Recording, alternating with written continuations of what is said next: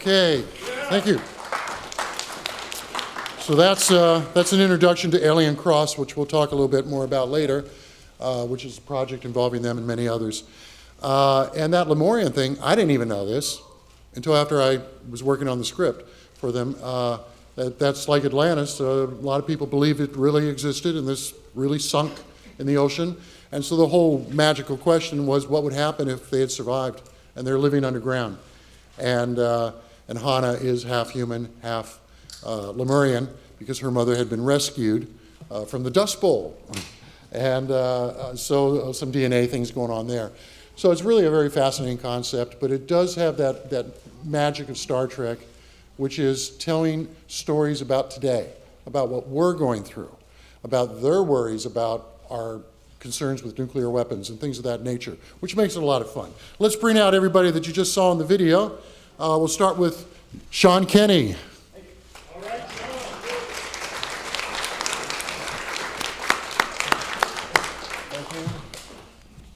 In 4 Star Treks, he was in the two-part Menagerie, which won the Hugo Award, which is a science fiction version of an Oscar. And then twice more as Lieutenant DePaul, who once takes over, has to command the bridge in Kirk's absence. I think Kirk is with a green-skinned alien woman or something, right? Gary Lockwood.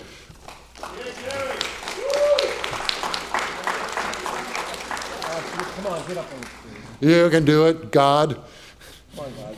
Okay, God. Don't stand up there. Gary, besides 2001, he could have retired there. Besides being in the 2nd Star Trek pilot, which sold the series. Movies like Fire Creek, where he was with Jimmy Stewart, and who else? It was you, Jimmy Stewart, and who, Gary? What was that guy's name? Fonda? Henry Fonda. Well, another one, It Happened at the World's Fair, starred Gary and some other guy who was kind of a little popular back then. What was that guy's name? Elvis Costello, I think. Elvis Presley, I'm sorry. And we've got, now, sadly, Hana Hatae is sick with the flu. She wasn't able to make it, which is why we wanted to show you that little video so you could be reminded of how gorgeous she is and what a unique, exotic look Hana has. But everyone else is here. Olivia D'Abo.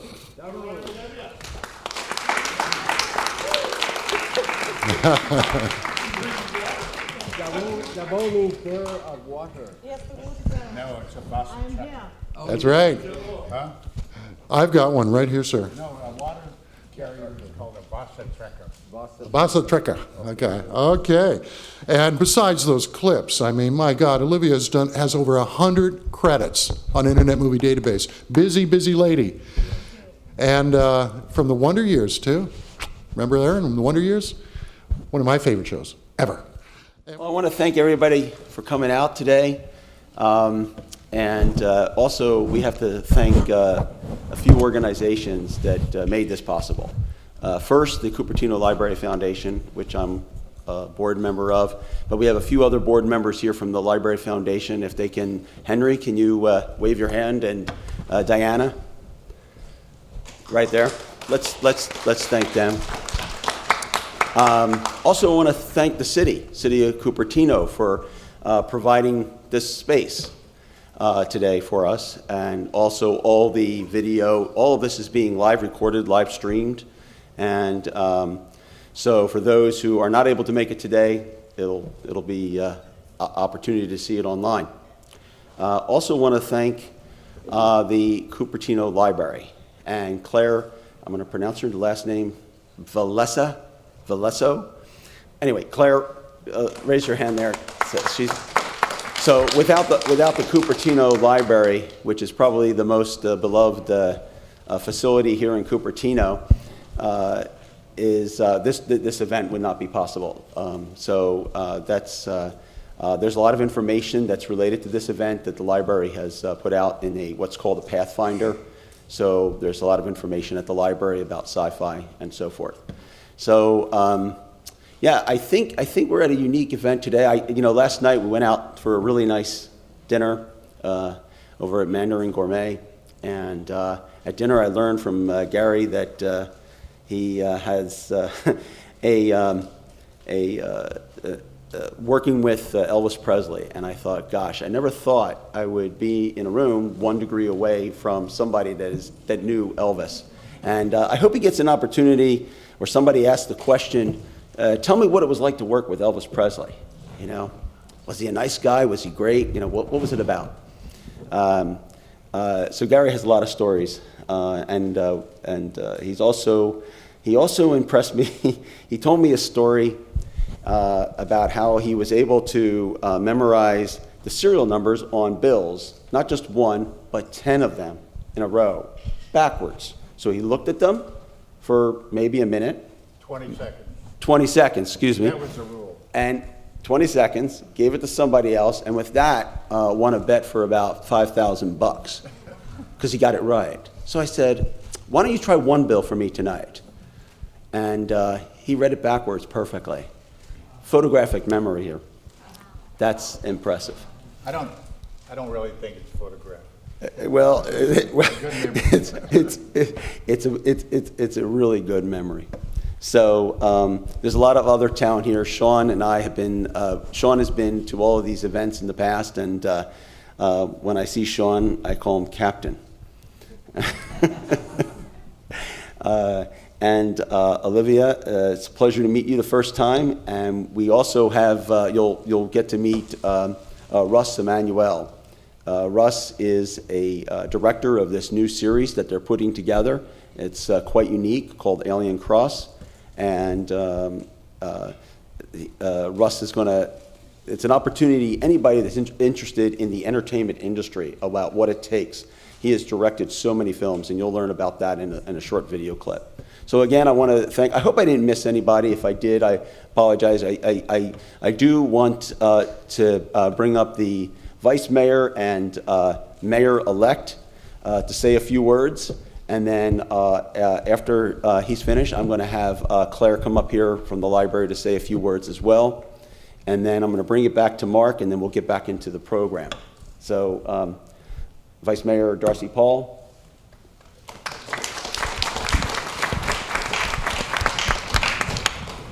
Thanks, Art. Well, this is a singular privilege that I really can't adequately describe, but I'm going to stand up here like a Romulan and try to deliver my remarks here. Well, Star Trek is just an amazing franchise. I would argue, and I think it's probably not too difficult to this crowd, that it is the most singular franchise of our generation and the previous one. It is also a singular honor to have two of the actors that came from the two original pilots of Star Trek here, Sean Kenney and Gary Lockwood.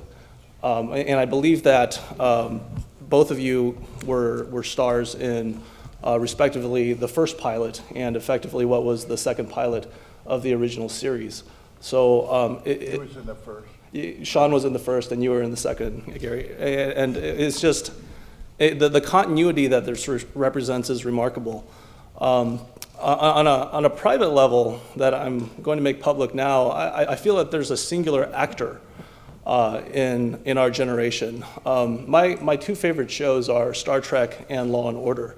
I tend towards the original Law and Order series, but Criminal Intent, I'll actually watch every now and then, precisely because there was a character named Elizabeth Hitchens, who was essentially the Moriarty to the central detective character.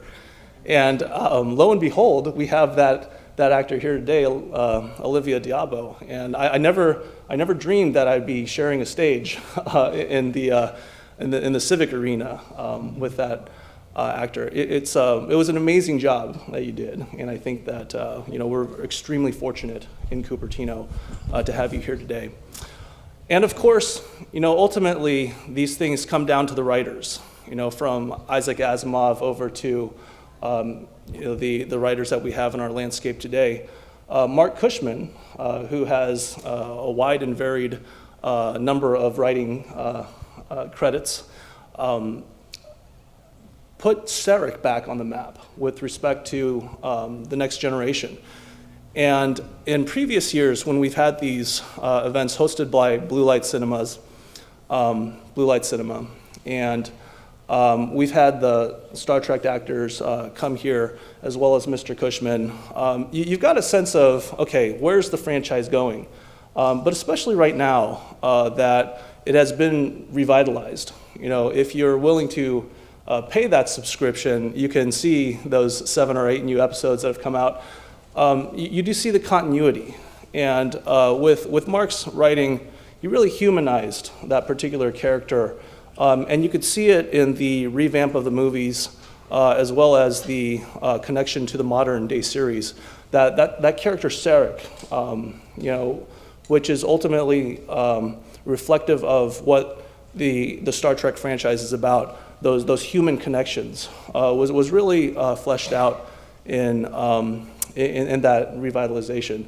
I'm sorry that we're not able to host Hana today. I was actually wondering, coming over here, was she in the Next Generation or just in Deep Space Nine? And of course, you know, anticipating, there was a whole video clip explaining exactly the answer to that question. The one political thing I'll leave you with, we are very lacking in theater space in Cupertino. Art brought forward, Jackie brought forward. Thank you so much for bringing that forward for a number of years in Cupertino, that theater space. And so if we could get that political will in the community behind spaces that we could present more of these types of, you know, programs, we would very deeply appreciate that. And so I'll be working in my year as mayor to help bring that forward. We do have opportunities in Cupertino to be able to develop that space. And so, you know, hopefully we can get that kind of support from the community as well. And that could just come in, you know, the form of simply writing an email, coming out for a public meeting and saying, you know, this is something that I would support. I recently had the privilege to go over to Apple's opening, and they've built a phenomenal theater. And it would be very nice if we could deliver that kind of experience to the public, to Cupertino, and hopefully have this type of event going on for the long-term future. And finally, Art, I want to say thank you for, over the years, bringing this forward. I know at the end of it, it's critically important that we have those connections in the community that will go ahead and, you know, keep this kind of continuity going. So thank you very much for making it out here. Hopefully this is just the beginning of a new beginning in a generational franchise.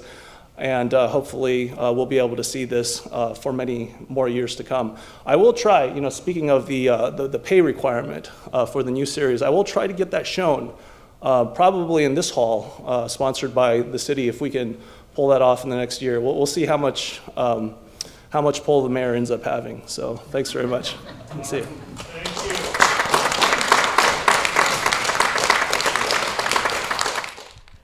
Good afternoon, everyone. My name is Claire Varesio, and I'm the community librarian next door at Cupertino Library. I'm very pleased to be able to be here this afternoon to help host this event, and thank you to all of you for coming out to Cupertino.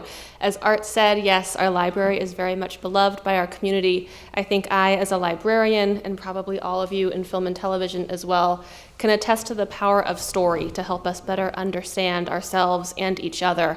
And I invite you, when this event is over this afternoon, to come over, join us at the library. If you don't have a library card, please come and get one. They're free to everyone with proper identification.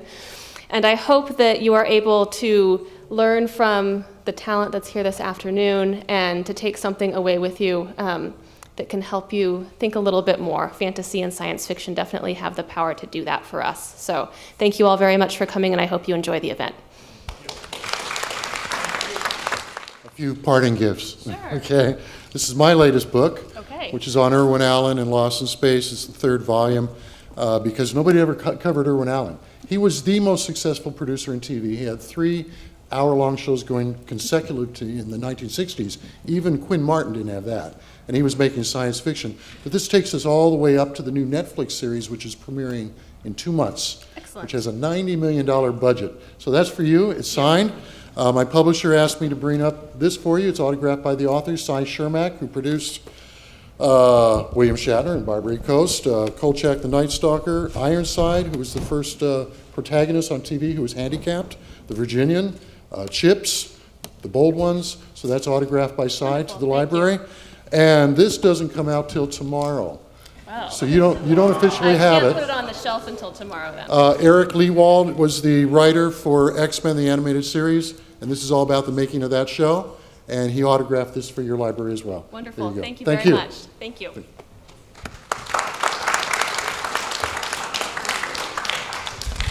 But you didn't see me give that one to her, okay?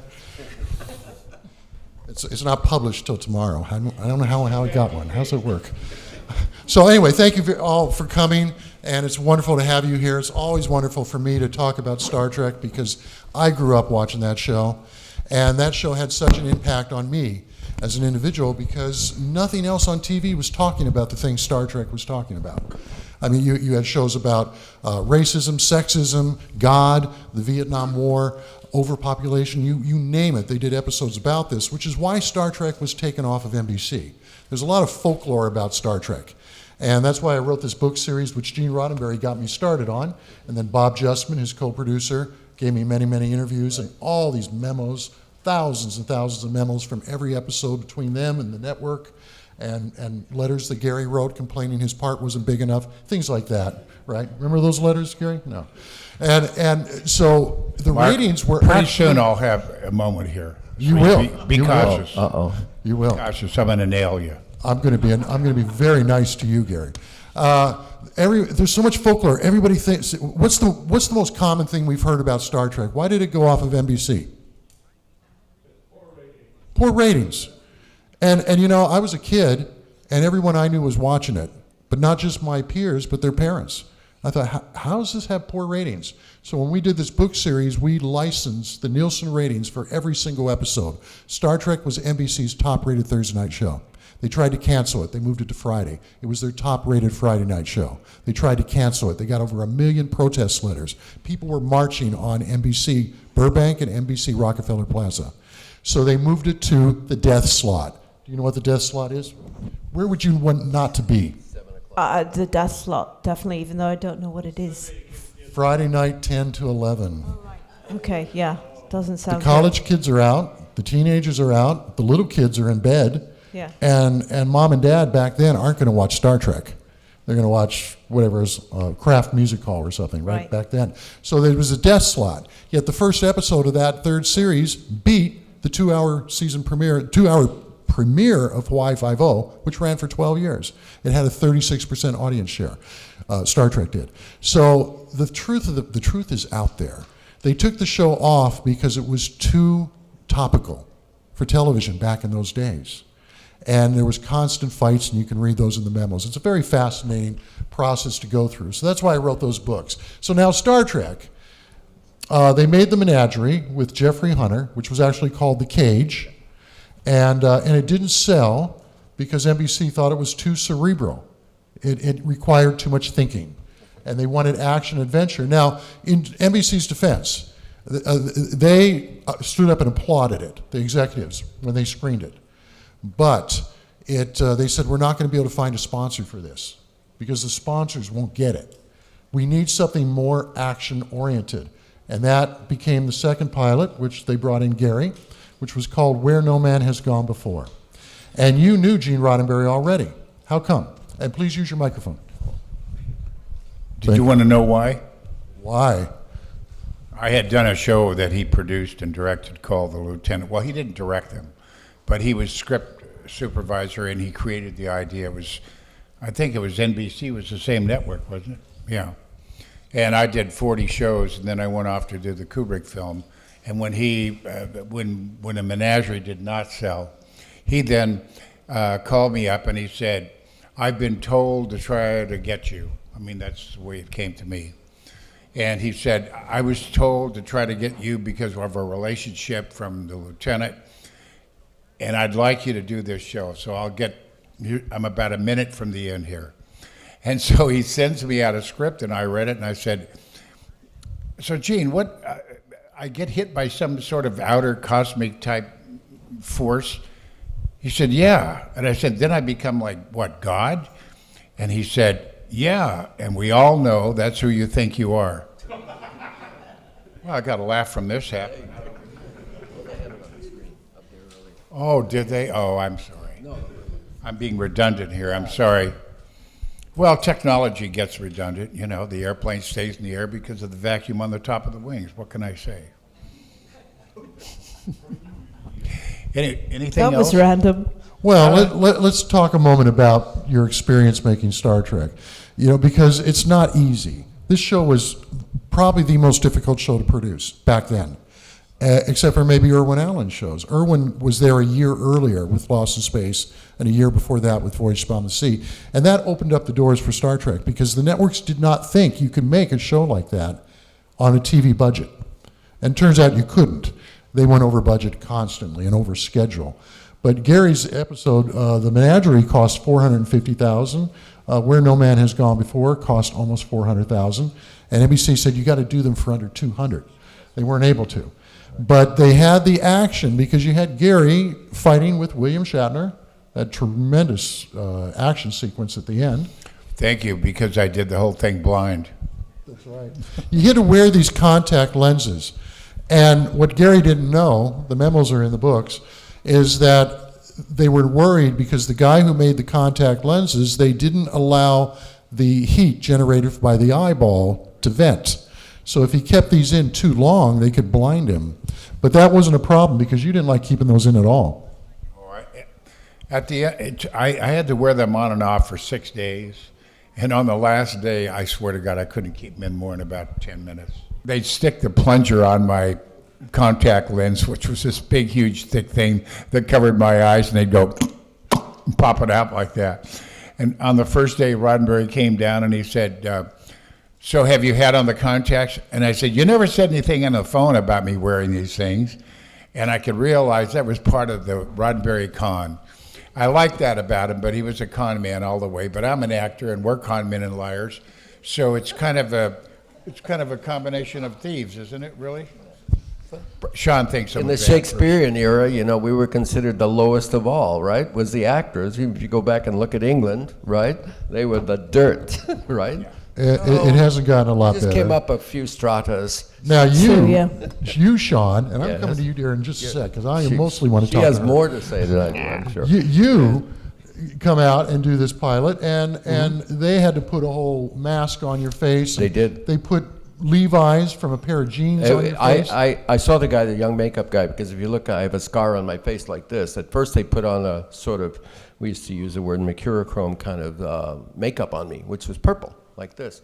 Well, after 2 minutes or 3 minutes with the 5K lights they had, or those big, you know, those big lights, it just dripped down my face, and they were all upset, saying, we got to shoot this guy today, and what are we going to do? And the makeup kid, he was a kid, I was in his 20s, he said, I've got an idea. He took his blue jeans, wearing them up on the table, and took a white crayon and drew a dog leg on the jeans, and he cut it out with a pair of scissors, and he came over and he put it on my face. He says, how about this with spirit gum? Won't this work? And the older makeup guy says, genius. So they taped it on, and like a radiation burn, it had an edge to it because it's a piece of Levi. And they liked it. They said, oh, let's not tape it down all the way. And sure enough, people bought it. They said, oh my God, look at that scar. The guys. And the last day we shot 8 days. This is the antidote on it all. I was so tired. We were all tired. And I looked in the mirror, and they had just finished it, and it was the last 5 minutes of the show they were going to shoot today, and they put it on the wrong side. But I caught it. I said, hey guys, what's wrong with this picture? And they said, what do you mean? Wasn't it on this side the last whole week? That's a weird trip. That's 10,000 a minute on film. So anyway, those are the little stories. Go ahead. And well, then you had to wear this stuff all day long. Yeah. You had to eat through a straw. Yeah, I had to eat through a straw. Like Jane the Con, he says, oh, this is going to be fine. He says, he walked around me at the table. He says, you look just like an actor. You have the same face as this Jeffrey Hunter we wanted to use, but his wife wouldn't let him do it. He didn't say that. He said, well, we can't get this actor. He says, are you allergic to latex? I didn't know what latex, what do they mean? It's the stuff they put on the glue on your face? I said, no. He says, well, how about, would you mind if we dye your hair white? I said, no, that's fine, that's cool. Yeah. And are you a claustrophobic? Because we're going to put rubber hoses in your nose, and you're only going to be able to breathe out of that. And we're going to make a mask for your face. Oh, that's so easy, no problem. Did they make you walk home? Yeah, that's exactly right. No, anyway, that's what he would, and I suffered through all of it, but it was just great being with that kind of a crew and the people and the makeup, and it was like Magic Land. I felt I was in Disneyland, you know, with the whole thing. It was my first big job. You were at Disneyland. I was in Disneyland. Olivia, what's the worst thing they ever did to you? I saw some pictures over there of you made up. You take such a beautiful lady and they made her up to look horrible. But what was that? That was Clone Wars, where I played a Jedi, and she's green, and she's sort of looks like an Egyptian pharaoh.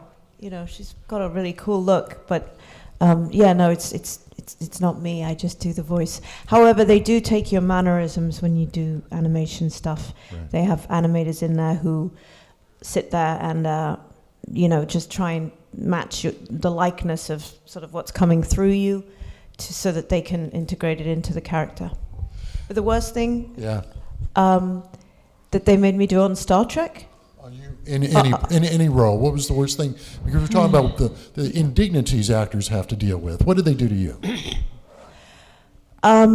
Gosh, that's a really good question. Well, on Star Trek, one of the things that it wasn't horrible, but it certainly gave me a run for my money. They gave me, and you guys may share in this experience, it was really important. One of the main components as to hiring and casting actors on that show is that they wanted to make sure that you had the theater training, that you'd done plays, and the reason for that, from what I was told when I went in and met with like the 20 writers and the director, was that they give you a lot of very extensive dialogue, and for the most part, sometimes at the very last minute. So I got given a lot of very long scientific words in the science lab, some of which I knew nothing. I didn't know what they meant. You know, I don't know if I was even supposed to know what they meant, but I had to come across like I did, because you know, Amanda Rogers, the character that I played, is, you know, she's very scientific and she's in the lab because she knows what she's doing. So it was kind of taking that under my wing and going, okay, well, you're just gonna do it. Don't get in your head about it. But you know, literally, I had like 5 minutes to learn some of these really long, sort of 20-letter words, you know, and sell them. Like, and sound real. Yeah. It's not look verklempt. It's not easy. Just, and now you may have to do it again for Alien Cross. yeah, exactly. An expert on DNA. I can't even pronounce the name of your character's doctor. What is she? Epigeneticist. An epigeneticist. Say that 3 times. Epigeneticist. Yeah, oof. That's where the training comes in. So, Gary, you worked before Star Trek. You were in The Lieutenant, which was filmed down at Camp Pendleton, and it was for NBC, and Gene was the producer. And you know why that show went off the air. Your ratings were good. But Gene wrote an episode about racism in the military. He did. And NBC didn't want to air it. So he went to some various groups and created a big stir and a lot of controversy that forced the network to put it on the air. Now, if you go to the internet, you'll read that it never aired. But don't believe anything you read on the internet. You know, it did. It did air. And the next day, NBC pulled the plug on The Lieutenant. They let it finish out its episodes. But what happened is Camp Pendleton threw you guys out. They said, we're not supporting this. The Pentagon said, we're not going to support the series. Well, you got to remember, he's just about ready to go to Vietnam. And I remember one day, we did a lot of shooting at Pendleton, and I was sitting up on a ramp with a young captain from Yale University. And all these young guys were taking the town, you know, doing their training. And the captain looked over at me. He was about 27 or 8 years old, had come up through the, you know, came out of college. He was already like a Louis, you know. And he looked down there, and I'll never forget it. And he said, you know what's sad? He said, there's like 50 kids in that group there. And I said, yeah. I said, 10 of them will be dead next year. That was an interesting moment. I meant 10 of them will be dead next year. So just a quick aside, I've spent I've been on Broadway with Jane Fonda, and the Fonda family have played a large role. I did a movie with the father, Henry. The point that I wanted to make is Jane, I just want to say something on her behalf. She's one of the greatest women I've ever known. And I thought she's always got a little bit of a bad break because of her thing going to Vietnam and et cetera. And when she asked me, I had always felt that maybe we shouldn't be in Vietnam only because the supply train's 12,000 miles long, and that's how Napoleon got his butt kicked in Russia, you know. I mean, so there's a lot of things we can talk about. We still have supply where we're fighting in Afghanistan and all. So it's tough, and it takes a lot of money, and it makes America the bad guy, and blah, blah, blah. And so when Jane came to me to try to campaign against the war, having done the lieutenant and been so much close to all those young kids, I just couldn't do it. And I said, look, I'm not for the war, but I'm just not going to go out there and be anti-war, because a lot of those kids joined up because they saw me on television.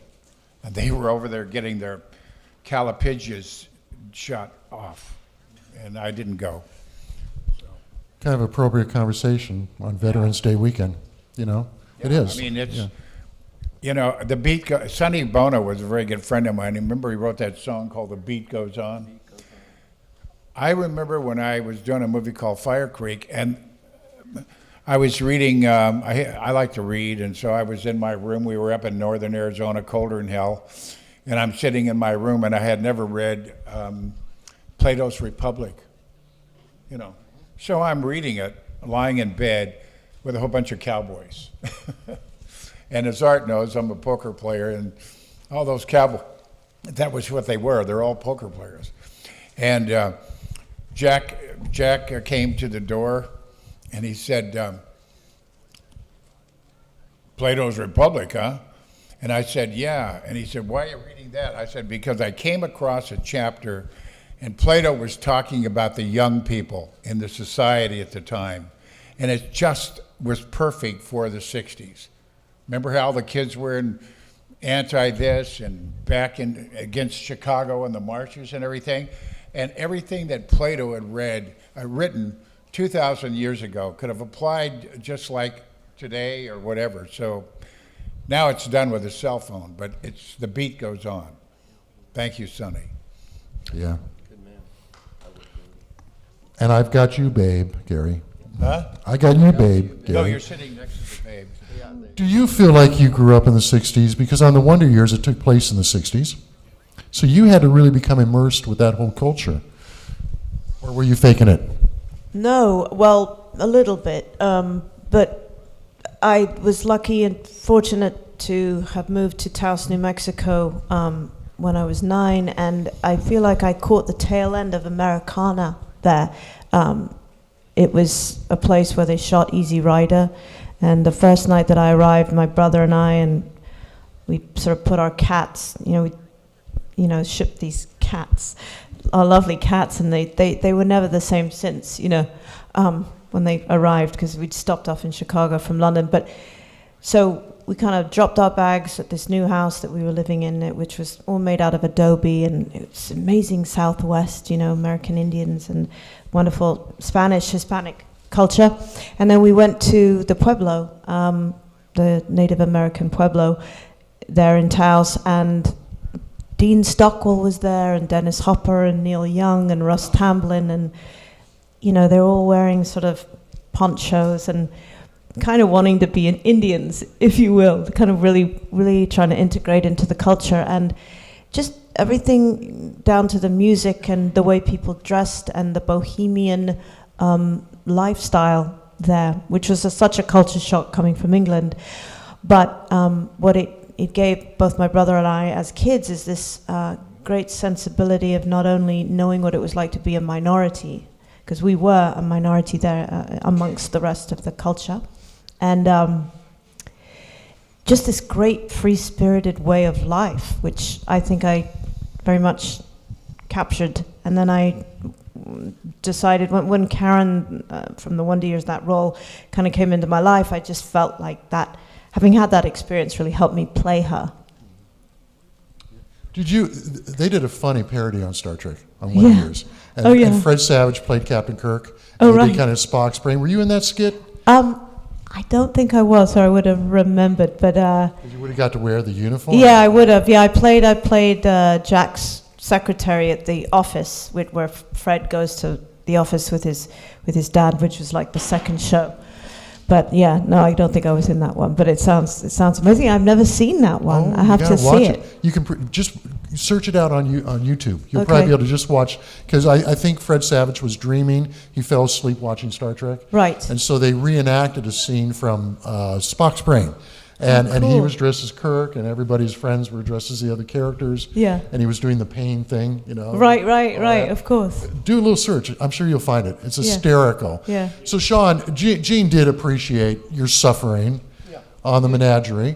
He said to me, he said, well, we put you through a lot here. And he said, I want you back. And I said, what do you mean? And he said, you're going to have a reoccurring role on the show. And I said, really? He said, you're going to be the ship's first helmsman. I said, fantastic. And, just doing that job, I thought, oh, well, I'll go off and try to, get some more work. They won't know who I am with this white hair and looking 80 years old, but I'll tell them, hey, I was on Star Trek. And he said, no, you're going to be back. So he brought me back for 2 more episodes. Lieutenant DePaul. And then he came to me, and this is the best thing that really happened to me, is he said, damn, I have to put a Russian in here, right where you're sitting. I said, what do you mean? He says, this TASS agency from Moscow is after me, and they're pissing me off because they want me to put a Russian in here. They said there wouldn't be people in space without Russians. So he said, I'm going to bring this kid in. I got a couple of them in mind, but I'm going to put them right here. He said, but I don't want to lose you. Maybe later. Never mind. He says, I'm going to write a letter to the casting people for you to be working. And I said, what do you mean? He said, I know everybody on this lot. This was Paramount. And I'll put 2 weeks later, I'm on Get Smart, playing the lieutenant. And then I was working on Police Story. And then all of a sudden, boom, boom, I had 5 shows within 6 months that I worked on because of Gene Roddenberry. So I owe that to him. It really boosted my career, and that's the way it is. And why Hollywood uses people over and over is people who aren't trouble. And it's not just that it's nepotistic. People who aren't trouble or prima donnas, and people that are really good actors besides their egos, and put them aside and be like we talked about our stories here. That's why the industry says, oh, I saw this guy and he's the same character in another show with another. And it's not like it gets favoritism. It's just that it's time is money. And if you got somebody that's trouble or a problem, and I've heard the stories, believe me, that's why people see they can them. count on you. You're Yeah, reliable. but that, fellas, that's relative. You know who Dee Hawkins is? Dee Hawkins is one of the coolest women I've ever known. She was the star of E.T. She's a good friend of mine. Dee Wallace, I'm sorry. Thank you. Anyway, I know that Dee had some kind of a problem after she did Cujo. And I asked her one day, because I do some autograph shows with her here and there, and I asked her one day, I said, I retired at 55, and you were going along, and all of a sudden I never saw you anymore. And she said, well, she kind of got blackballed. And I said, well, what the hell happened? And she said, well, some problems came up over Cujo as far as PR and getting on the road and doing things. And I had a problem with the studio, and they got uptight with me, and the word goes out. I remember one day after I did the pilot, I'm almost finished, bear with me. I did the pilot for Lieutenant. I did many pilots. I was a pilot guy. And I used to get extra money because I was good at helping shows get on the air. Anyway, the end of the story is I did the pilot for the Lieutenant, and I made Roddenberry give me 10 scripts, outlines, before I accepted the job. When you're hot, you're hot, and when you're not, you're not. That's the business. So I said, okay, I don't want to do a series. They offered me quite a bit of money. And they said, here's the thing.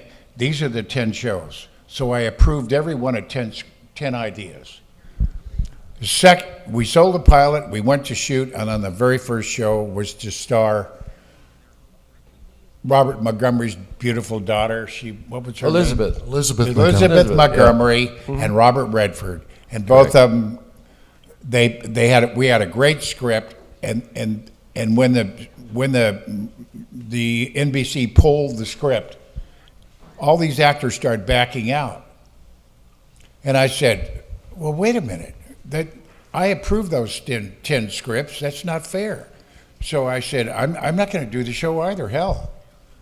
And at that point, somebody said, you have to go up to MGM to meet the legal guy. And I walk in an office, and when I open up the door to go in his office, his desk is about outside in the parking lot. Huge, great room. And I kind of walked, I didn't need a guide. I found my way to the desk. And I got there, and he said, and the guy was a really nice fella, and he looked at me and he said, "So what's this about you're not going to do the show?" I said, "Well, everybody's backing out. Everybody's gone off their word. Roddenberry said this, NBC said that, and everybody's lying." And he looked at me and he said, "You ever want to work again?" No, I mean, I'm telling you, it's in my book. I've just written my biography. You ever want to work again? And you got to remember, I grew up on a ranch. It was hard work, and this acting is easy money. Don't let them kid you. And I said, "Yeah." He said, "Well, get your butt back down there and do that show." 40 shows later, I'm sitting in London doing 2001, which we never talk about here today. Well, we haven't gotten there yet. Be patient. Oh, we're going there? Yeah, we're going there. Oh. Yeah. So you finally did Star Trek. Next Yes. Generation. Mm-hmm. The female Q. Mm-hmm. Uh-huh. So tell us about that experience. And did you watch the original series growing up? Yes, Okay. absolutely. When I was having my bohemian childhood in Taos. And we watched Star Trek and Love Boat and shows like that. And I loved Star Trek, and when I knew that The Next Generation was on, I watched that too, and they contacted me about playing Amanda, but it was important that I went in and met with people, and there was like 20 writers. I mean, I've never been in a room where, you do an audition ostensibly, except I didn't read, but I mean, it was quite a thorough interview to kind of see if I passed their litmus test. And they told me about her and that she was an orphan and she was an omnipotent character. And luckily I had seen some episodes, the Q episodes, and they told me a little bit about the storyline, and they asked me if I'd done theatre.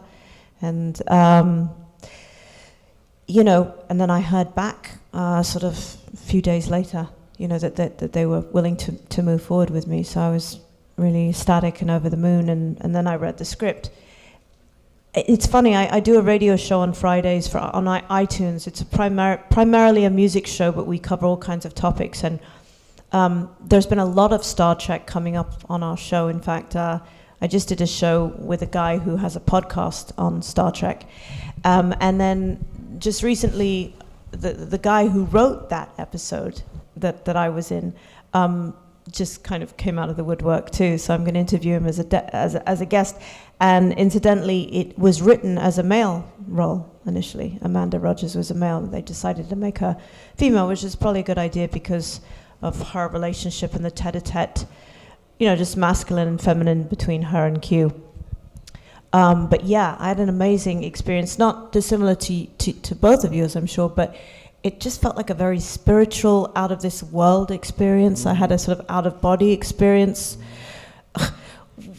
One day during lunch, I took a nap and I had an out-of-body experience. It was like I transcended into a very an omnipotent state of being, playing this role, because she has these special powers, yet she has an innocence and a vulnerability about her because she's an orphan, which I loved playing. And she has her first crush on Riker, of all people, and decides to take. I decided to take him to this. For those of you who've seen the show, to take him to this other planet, because he's sort of flirting with another girl on the ship, and so I have my first experience of being jealous, as this young woman, and that was interesting to play. So it was the whole experience was like new territory for me, playing somebody. Some of the territory I had experienced already, because I was a few years older than the character that I played, but it was fun playing a role who hadn't gone through some of the things that maybe I had, and then had the challenge of playing it like it was my first time. experiencing those things. And LeVar Burton and you know, Jonathan and all, I mean, all of the cast they just embraced me. There was so much love. The director was amazing. And the sets were just phenomenal. I mean, these science fiction sets. I remember, you know, doing the scene with Q out on the spaceship, you know, and imagining, I didn't even really have to imagine myself in space. It's like I was in space, because the sets just brought such just a real life sensibility that you were there. So there wasn't all that much pretending that I had to do. And furthermore, that's what I love about acting is you know, it's a childhood game, and it gives you the opportunity in your life it's a departure from this world as we know it, which sometimes is a nice departure to embark upon, because it's like a playground. And so I feel so fortunate to have been part of it and to do what I do, because I love it. Yeah. I think she left out one thing about What's that? why she was in New Mexico with her father. Tell her who your father was. Tell them.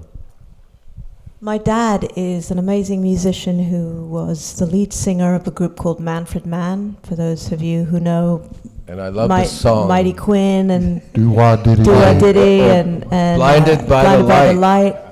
And so That's her dad. yeah, so if you're ever in the mood to like check out Closet Classics and see this dude like dancing on stage who's got like no rhythm, that's my dad.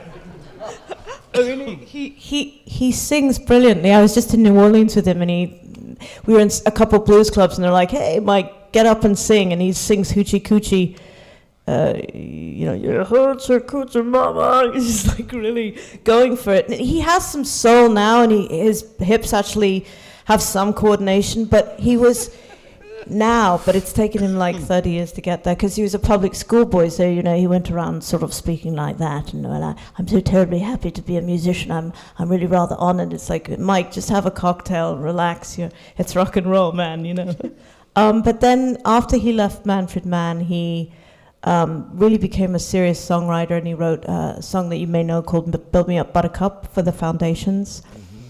Which is really a cool song, and I think it's now one of the most famous wedding songs ever played, and a song for Rod It gets used in a Stewart. lot of movies. Yeah. It's so catchy. Yeah. Sing a little bit so they'll remember. Why do you build me up, Buttercup. buttercup, baby, just to let me down, Oh, mess yeah. me around, and then worst of all. So when Yeah. when you did that little bit with me before we came out, Yeah. you're a singer. Yes. She could probably do opera. You had a riff, and I went, That was Babe can sing. Yeah, I was doing some opera. Your dad was going to raise her to be a singer. Yeah. You couldn't get It's away. in the And then my DNA. dad wrote a really my dad cool- raised me to be a lawyer and take over his business. I fooled him. My God, My mother wanted me to those be an royalty checks architect. keep coming in off of that song from movies. Yeah, and then he wrote Handbags and Glad Rags for Rod Stewart, which was the theme song to The Office, the English version of The Office. But it's this, they say in England, in merry old England, they say it's the saddest English song ever written, which is why they chose it for The Office, because it's kind of a morbid sort of, though the show is funny, it's, you know, they wanted a song that was like Handbags really... and glad Yeah. rags, right? Yeah. Yeah. Great song. Yeah. So, Sean, have you written any great songs? Have you written any great songs? Great songs. No. I started one, and I have singers in my family, and I found out when my mother wanted me to be an architect. She saw me in Star Trek about a year later, and then she said, "Well, I didn't want to tell you this, but on your father's side, your grandfather and grandmother met on the Irish stage." I said, "Oh, yeah, he was a singer, and she was a dancer."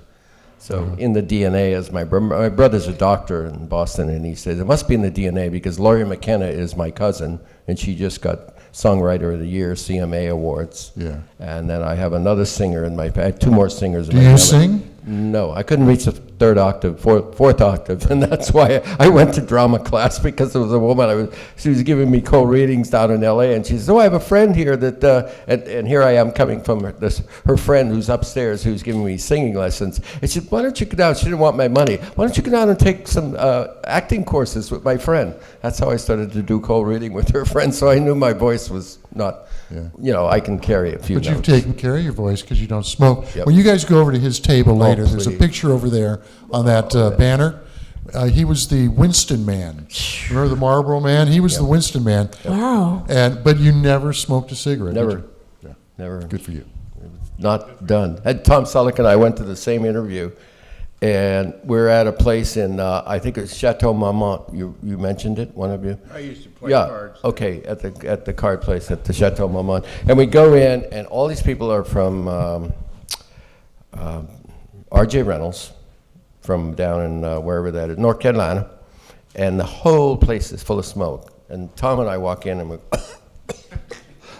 and they say, oh, you boys, come on in. You want some cigarettes? And they had all these cigarettes. I had like 5 different brands, And Tom goes, what are we doing? I said, that's okay. So anyway, he says, y'all smoke? And I said, no, I don't smoke. Tom, no, I don't smoke either. He said, that's all right. We want healthy-looking boys up on those billboards. That was one of the best lines I ever heard. And they picked both of us. He was Salem man, I was Winston man. So they picked two guys that did not smoke one, had nothing to do with it. You were perfect for the Winston Yeah, man. right. You had the right G&A. You had the my right God. look. Oh, you look great in that ad. Well, the funny story is the day before, I was doing a play. I was playing Jesse James right there on Sunset. And I drove over to the Chateau Marmont, so I had this beard down to here when I walked in. And I thought, I heard them talking. Yeah, we're going to put some heavy clothing on him, make him look like a lumberjack. And I said, I heard the word lumberjack. Okay. I got home that night. I had to go to Will Rogers Park like the next day. And I looked in the mirror, and I had a really funky beard. And I went, I can't go to that interview. So I shaved it off. And I went to this was the shooting, not the interview. I show up at Will Rogers Park. They got me in a jean jacket and a plaid shirt. And the guy looks at the Polaroid taken the day before, and he says, are you the guy? You the model? I said, yeah, I'm here. You shaved. Why? And I said, I just didn't want to look like that. So the guy, you know how they say the client's there? The guy from, he says, do you think it'll go? And I said, look, don't pay me. Shoot the darn thing, okay?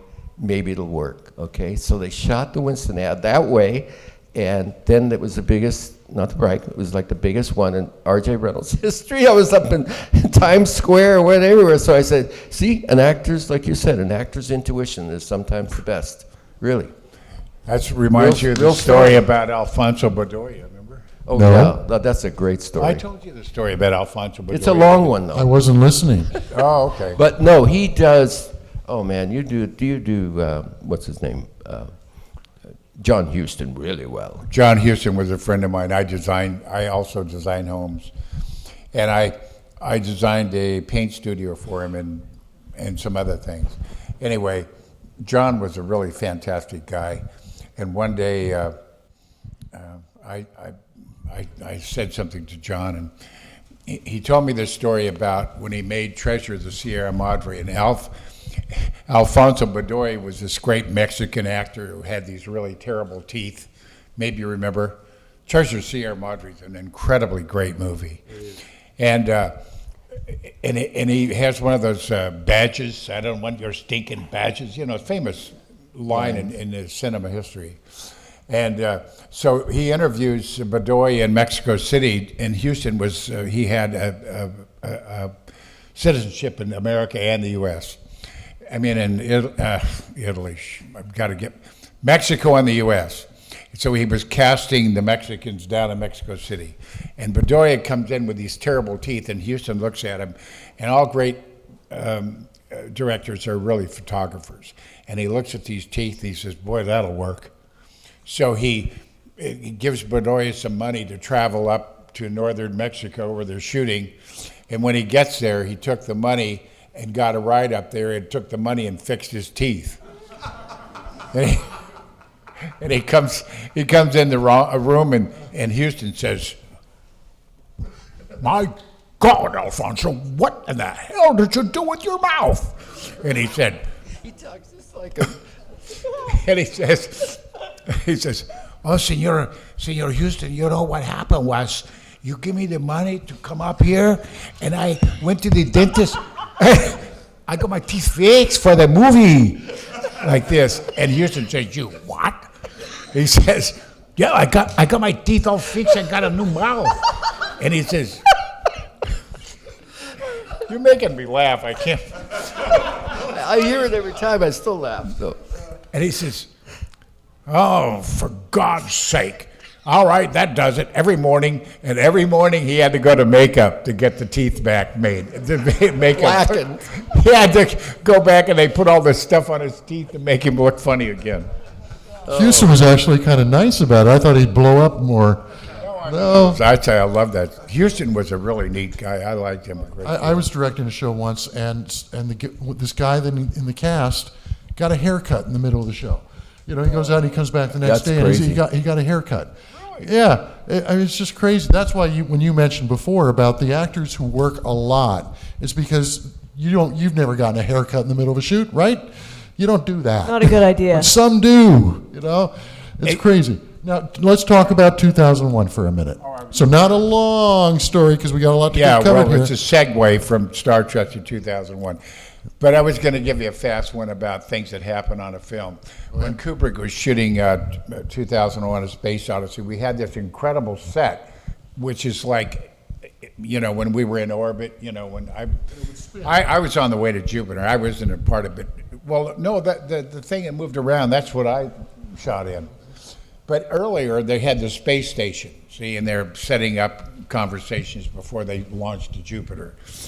And during that particular time, Kubrick had this guy who he would come in every day, and he would say, Stanley, oh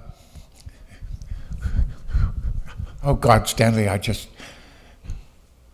can't work with you. You're too famous. And he left the job.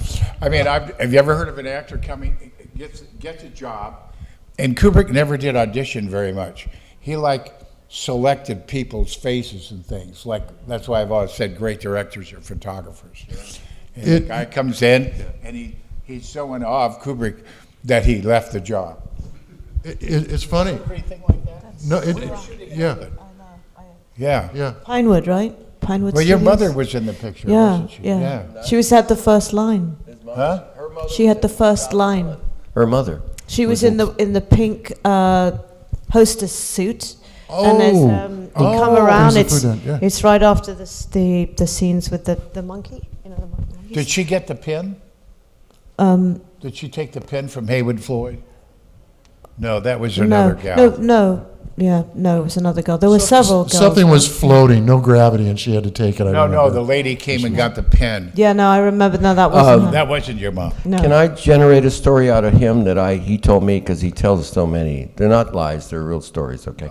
But anyway, he told me a story one time about, well, you know, and I'm going to let you tell it, but it was so incredible that at that time we didn't have, cell phones, or we didn't have a lot of stuff, right? And so he didn't like to fly or travel, you told me. And so that scene with the apes in the beginning of 2001, tell them how that was directed.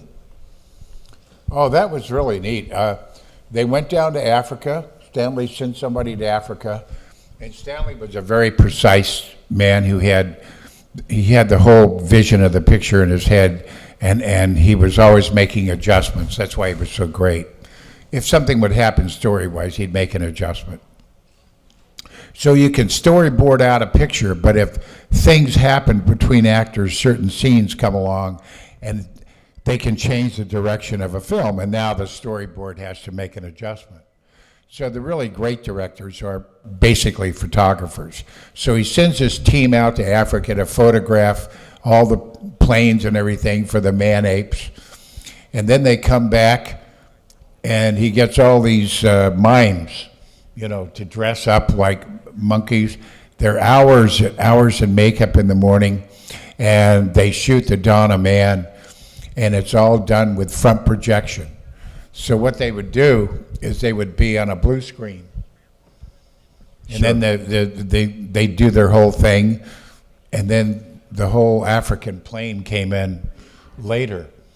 So he was a brilliant man. I really enjoyed working with him. Because that was pretty early to be doing that. Now they do that a lot, of course. But Oh, back well, then, no. today, the problem now, in my opinion, about the sci-fi now, I'm not saying I don't like some of it, but they always depend on like the bugs to come along and save them. You know what I mean? It's like, at least 2001. I've seen it many, many times because I've traveled with it and give lectures on it sometime. But you can take any one single frame in that movie. You can take any single frame and project it, and it's brilliant. And that's the difference between it and the average movie. And so sometimes people come to me and they say, I saw that movie a while back, it still holds up. And I say, yeah, it holds up. Why would it not hold up? Because it's brilliant to look at. That's Kubrick, and he's like Hitchcock. Yeah. A lot of thought went into every angle. He'd pick the camera shot for a specific reason, not just for the composition, but the statement he wanted to make in that shot about the character. He would choose it. If the character was feeling insignificant, it would be a long shot, and the character would become very small. Things like that. One last thing I just want to say. This is not my anger toward America's youth, but they're all cell phone oriented, and they brag about how they can make a movie with their cell phone. Let me tell you something. You might be able to get a story on your cell phone. You might be able to do this and that, but you're never going to go anywhere doing that. You might think you were going somewhere. Movies are about lenses. A 20 millimeter lens shot on you right here is one statement. I put a 50 millimeter lens on you here. I put a 50 millimeter lens on you right there. We get another statement. Shannon is a photographer and a good one. We talk about this. I put a 120 on you and shoot you here and blow it up on a big screen. You get a whole other statement. So what moves your story forward? You get the best actor you can who looks like he moves your story forward, because we have a mind sitting in a movie house. This is my theory, that just is like a little needle. I like this movie, I don't like this movie, I like this movie. And it has a lot to do with why they hire more attractive type people oftentimes, because you're sitting there in the movie house and you say, well, this guy doesn't look like a scientist. He's, well, maybe he's a little bit better looking than the scientist you grew up with in high school, your science teacher, but the audience is attracted toward looking at him. Remember Katharine Hepburn? Yeah. How in the hell could you not look at her? Every move that woman made on screen, I always thought she was a bit of a genius actress. And all she was considered a big movie star, but watch her in anything. The nuances and the looks and it's unparalleled. Also Audrey Hepburn. You watch Audrey Hepburn? Yeah. Oh, yeah. Ooh. Oh, my God. Yeah. That woman was, to me, one of the greatest movie stars ever. I didn't know the story. Did you ever read how she was stillborn as a child? No, I didn't know And they thought that. she was dead. And she wrote this in her memoir. And her mother picked her up, but the doctor was saying, oh, it looks like she didn't make it. And she slapped her. Her own mother slapped her. And she came alive. And if you follow that with Audrey Hepburn, she says, well, I wasn't supposed to be around, I guess, but maybe I... And she had this whole great attitude about acting. Yeah. And I as a child, I would watch her, and teenager sometimes, but I would see her and I'd go, oh my God, this woman, Yeah. She was probably one of the most real actresses. And how did she end her life off? Being in Biafra, trying to save people who were starving. Yeah. And that was an She was incredible like a true person. philanthropist. She must have inspired you. Oh, yeah. Yeah, because you have those beautiful eyes like Oh, her. thank you. I worked had- with her husband once. Mel Ferrer. Yeah, I always thought the world of her, as an actress. But an actor's I'll just elaborate a little on what he said about the camera. Being a photographer, as I started to be on the side, I started to do it, and I loved taking pictures of my actors to get them going. I would ask the cameraman, somebody taught me this, and they'd say, I go over to the cameraman. This is what I think an actor that's into his craft, as we say, will do. How tight are you on this shot? Yeah. Or what kind of lens are you doing on this shot? Oh, I'm very wide on this one. So why? Is because then you can move your eyebrows a little, and you can talk like this if he's wide, right? But if he says, I'm in really tight, man, I'm cutting you off here and here. And it's a moment where you don't move your face, your eyes, you don't blink, you just look into the camera, and you do it very even, sometimes slower. And that's why you need to know as an actor. They don't tell you that. They don't tell you. They don't tell you that in the actor's studio. No, they You learn from experience, and it's not just not to do too much facial when the camera's really close. The camera's Bring tight. the whole performance down, because it's just right there. And a lot of actors, like the reason Shatner was so successful in TV is because TV screens were so small back then. So That's you had an correct. actor who could project himself through it. Yeah. But when you're on a big screen, bring it down. And to he the big was screen. staged from the- Toronto. and going back to what both of you guys are talking about here is with the understanding filmmaking, understanding cameras, the visuals. Well, one of the great things about Star Trek, about Gene Roddenberry, was he understood the theme. And the theme was always so important. Every single episode of Star Trek had a different theme. Whether he was making a statement on Vietnam. I'll give you a quick example. How many of you remember from the first series, an episode called Balance of Terror, the first time we met the Romulans? And their ship, Mark Leonard, who played Sarek later, came over and hit an Earth outbase, and he was now retreating back into Romulan space, and Kirk and the Enterprise is chasing them and trying to engage them before they cross the border into Romulan space. Well, the reason they did that episode is because that year, 1966, we were at war in Vietnam. That's correct. And the North Vietnamese would come across the DMZ and hit an American base, or South Vietnamese base, and then they would retreat. And we had to catch them before they crossed the line because we weren't allowed to go into North Vietnam, or it could provoke a war with China. Kind of parallels with what's happening now in Korea. So Roddenberry, being a former military man, said, let's do something with that. So he took that dilemma and turned it into a science fiction. Yeah. And that's what he always did. Spock's brain, the guys you guys parodied, you weren't in the skit, but the Wonder Years parodied, isn't thought of as one of the best of the original show. But even that one, the first heart transplant had just taken place. And it was big news, and people were protesting. And Gene Roddenberry and Gene Kuhn were sitting together, the two producers, and said, we got to do something with this. So 200 years from now, this is going to be nothing. And we're already doing kidney transplants. What about a brain transplant? So it wasn't, you can almost wish you were in the room to say, no, Gene, the two Genes, no, you don't want to go there. But still, even then, they were going after a topical issue. And every episode of Star Trek was like that. How much, you remember the one about the half white, half black? Yeah, yeah. And how brilliant was that? Frank Gorshin. The line that Yep. still resonates for me and sends a chill up my spine is when Kirk's talking to them, Yep. and he says, but he looks like you. Why are you so prejudiced against him? Because you say his kind, his people. Right. You can't trust him. And Frank Gorshin says, what, are you blind? Look at me. And Kirk looks at me. Well, look at him. And we look at him, half white, half black, and he says, he's black on the right side. All of his people are black on the right side. We're white on the right side, you know. Yep. And it really Yep. brought home how ridiculous racism is in a beautiful way. Now, I know some people say it was a little too over the top. I think it was perfect that it No, was over the top it was because great. that's the statement you're making. So that's what they always did on Star Trek and are still doing on Star Trek with these type of stories. Yeah, the episode I was in, I'll make this brief, Taste of Armageddon. They said to me, well, you know what this is about, because Gene would say Yeah, you were in that the theme. episode. Yeah, and I was playing Lieutenant DePaul, and he says, well, you know what it really is, because, and you brought this up about why he loved Jonathan Swift doing Gulliver's Travels.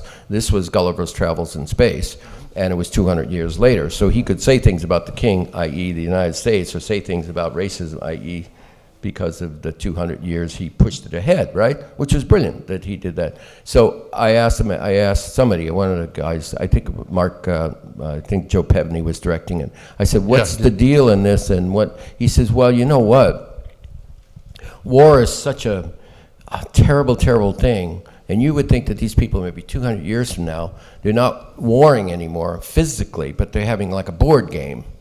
And it's like chess, and you lost, and so you take those 50,000 people and turn them into a destruction chamber. And they were doing this on this planet, like, okay, we don't kill people intently, but they have to follow the game. And so it was such a cool thing, and you know the script. Well, We're going to start with old warfare. Yeah, they didn't we're going to wanna blow destroy- your ship up. We're going to, what? You can't do that. We're civilized people. Yeah, And so they didn't want to destroy each other's planets. go. They didn't want to destroy That's their exactly cities. right, but what a But they brilliant were okay with the idea. people getting killed. Yeah, that's So right. you've been declared a victim. You have to report to the Yes. the disintegration chamber, and the people would do this because it was part of their society. And so Kirk had to sabotage the whole thing, so that he said, if you're going to have war, learn the horror of war. Yep. That will make it something to be avoided. You've taken Wasn't all, that Brando's line in Apocalypse? yeah, the horror. He said, you've taken all the ugliness out of war, so you just keep waging it. Yep. He says, bring back the ugliness The and ugliness, stuff. Those yeah. were the statements he always made Yeah. and did throughout his life, and I think some of the later shows have lost a little of that, but they're still trying. Yep. But he was the great one to do it. was. The one problem with Gene is, and you were in Next Generation, and it was tough writing for Next Generation because all of us grew up on the first show. And we came in, and Gene at that point in his life had decided, I don't want to do stories about violence. I want to talk about how man's going to get beyond all that. And the day I sold them Sarek, I came in and I said, well, I'm going to pitch you a story about greed. And he said, well, we don't have greed anymore. Oh, interesting. Here's a story about envy. Well, we don't have envy anymore. Well, it takes away all the things you can have stories about. Sure. Because you like the characters to be in conflict. But fortunately, I had this idea in the back of my head, and I said, how old do Vulcans get? And he says, we haven't really nailed it down, but we think 300 to 400. And I said, so Spock's father, Sarek, may still be alive in the time of Next Generation. He said, yeah, he might be like an 80-year-old human. And I said, well, what if there's some treaty violation that he had negotiated originally, so they need to bring him out of retirement and take him on the Enterprise to go do something, but he's going through senility. And what happens when a Vulcan goes through senility? And I'll never forget it because Gene always played with things. Yeah. Like Devil's the absent-minded advocate. professor, and he was playing with some Playing with little... cigarettes. Yeah, he was playing with some little gadget on his desk that was like some cube thing, and the minute I said that about Vulcans having senility, he stopped looking at the cube and looked over at me, and you hear that little cha-ching. Oh, I just sold something to Star Trek, and that's it. You were into a car payment at that point. Yeah, but the great thing about that episode was when he said, well, what happens when a Vulcan goes through senility? I said, well, they try to repress it, but they really have emotion, but they're a little telepathic.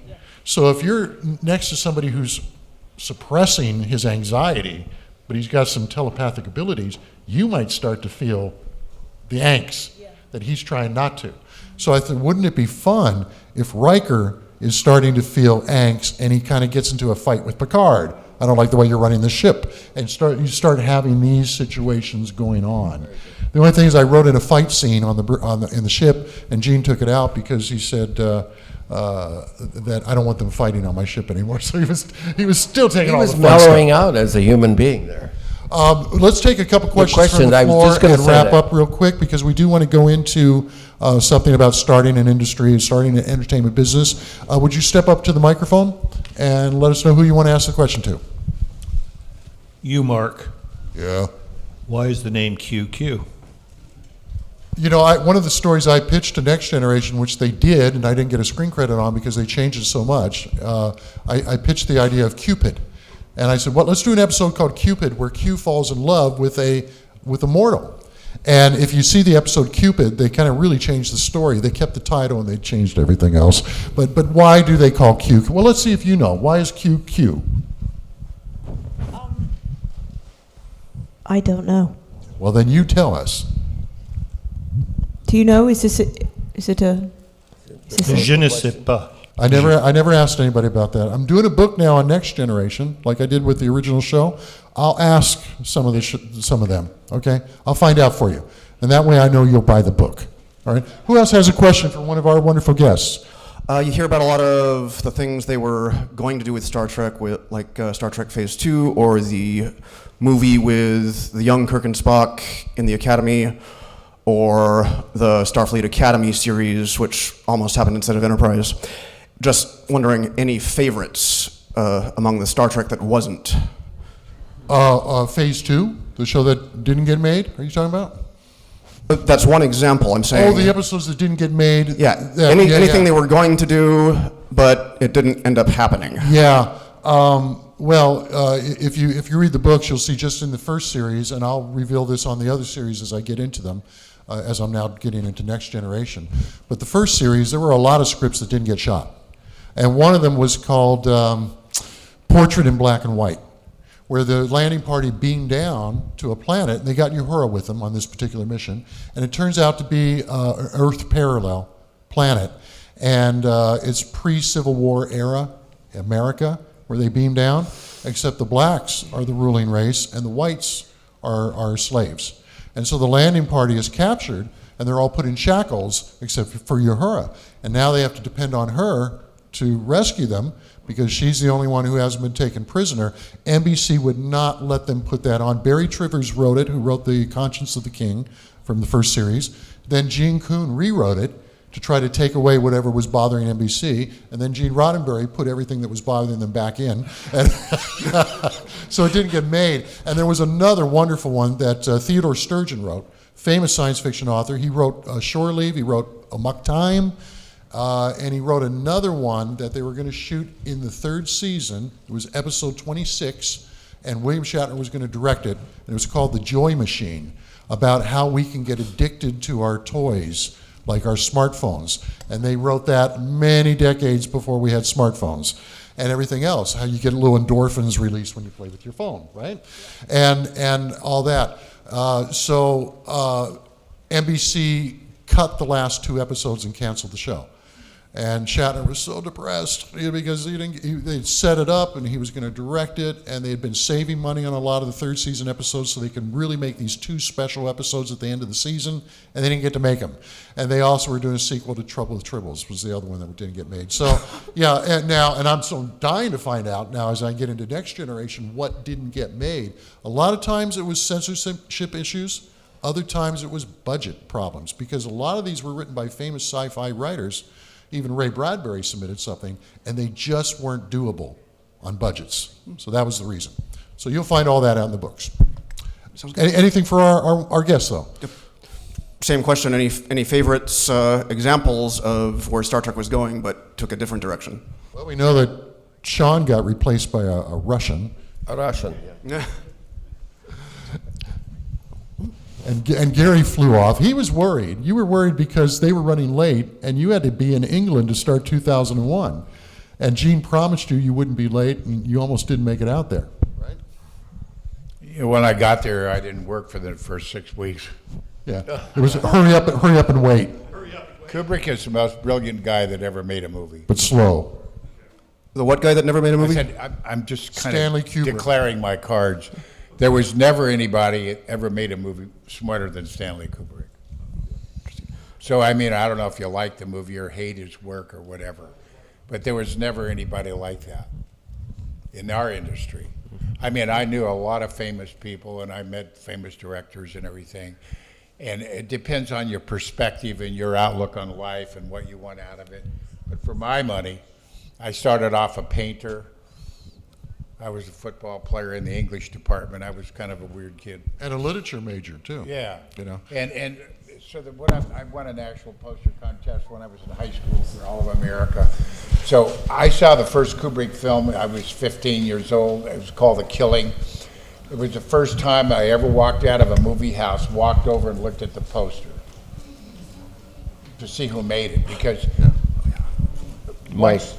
You know, we've talked about this, Sean, and once you really realize movies are all about getting things inside this little lens on the right millimeter, once you really get that, it was years later, after I worked for Kubrick and I began to really get the deal. My God, movies are all inside that little box, so the only guy who really knows what you're making is a camera operator. Okay, 2 more questions. Hi, this question could go on for a little while, but I just want a simple yes or no. Do you like digital or film? Like All of us? digital? Yeah, everyone. Do you like Okay, digital or film? I don't like digital. I like film. And I think, I do not like digital. I like film as far as, when things are shot, I feel if they're too real, it breaks the illusionary property of film. And that's why Spielberg and some of the greats around still use Panavision. And I saw something the other day, somebody shot it on Aeroflex, which was a German camera. And I looked at it, and I don't know if it was, could have been Guardians of the Galaxy or something, but the smart guys, and they aren't relegated by budgetary things as much, will choose film, a film camera every time versus digital. Gary, digital or film? Do you have an opinion? I can't take a position on that because when digitation came in, it also changed the world. You know, I mean, in terms of the information in your cell phone on the head of a pin. The first book I ever read on it was called The Prometheus Project. And I later met that man who wrote that book. And he said there will be more information stored on the head of a pin once digitation comes in. So are we talking about... I was talking about making films. Would you prefer digital or film? Oh, my God, I misinterpreted the question. Sorry, film. Film. I thought so, because Stanley Kubrick, his entire background. Do you have an opinion on that, digital, film? Yes, film, because the problem I have with digital is that it's too close to real life. I think the purpose of going to watch a film or even watching television, you know, the most disarming thing about it is there's a fourth wall in between you and the actors and the content and the cinema that you're watching. And I think that we've lost that to a certain degree. I mean, a great DP can make digital feel like film, and it happens once in a while, but it's very rare. And just think that it's a sore spot for me, because I feel like we've really lost something profound and really significant that happened, you know, in cinema. I mean, one of my favorite eras for cinema is the 70s, you know, with Hal Ashby films and, you know, being there, and, you know, Harold and Maude, and, you know, just yeah. One of my wives, 2001's. one of my many wives was in Being There. Oh, really? Amazing. Great But yeah, movie. definitely film. I hope we get back to film. I don't know if we can, but I do. We have one more question over here. Before we Yeah. Yes. First, I just wanted to say it's great to have you all here. Thank you. And Gary, there was a great exhibit of Stanley Kubrick's at the Contemporary Jewish Museum last year, and I just fell in love with it. And they had a whole case of all his cameras because he was a photographer, and he was great. He was fantastic. Yeah, Stanley was the best of all time. If you had a chance to see that. My question, though, is for Olivia. Do you have any anecdotal story about working with the governor?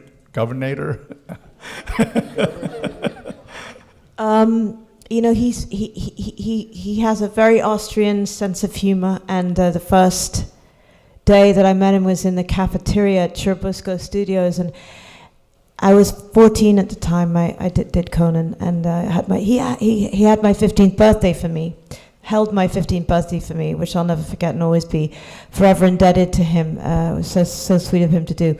But yeah, so there was like him there and Grace Jones or Wilt Chamberlain, and then David Lynch was there doing Dune, and we had to finish our film before Dune was able to get done because it went so over budget. So Sting was there, and Sean Young and Kyle MacLachlan, and then Sean Penn was there, and Timothy Hutton doing Falcon and Snowman, and the Rolling Stones were down there doing Undercover of the Night. So you can just imagine this cafeteria was just like booming. And I was like, there was nobody there my age, you know. My mom was, you know, my guardian, and it's like, yeah, Olivia, you know, I've got this rice pudding, but I smelled it. I think it's something wrong. It's off or something. Do you want to smell it? And he stuck it in my nose, and basically, you know, the whole rice pudding just went. And he was there with his two bodyboarding workout guys, Fern and Eric, you know, and he's like, that's funny.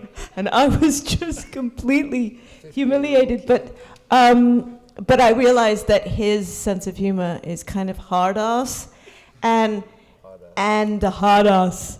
And what I loved about him after that was he would get us up at 6 a.m. every morning and take us to work out.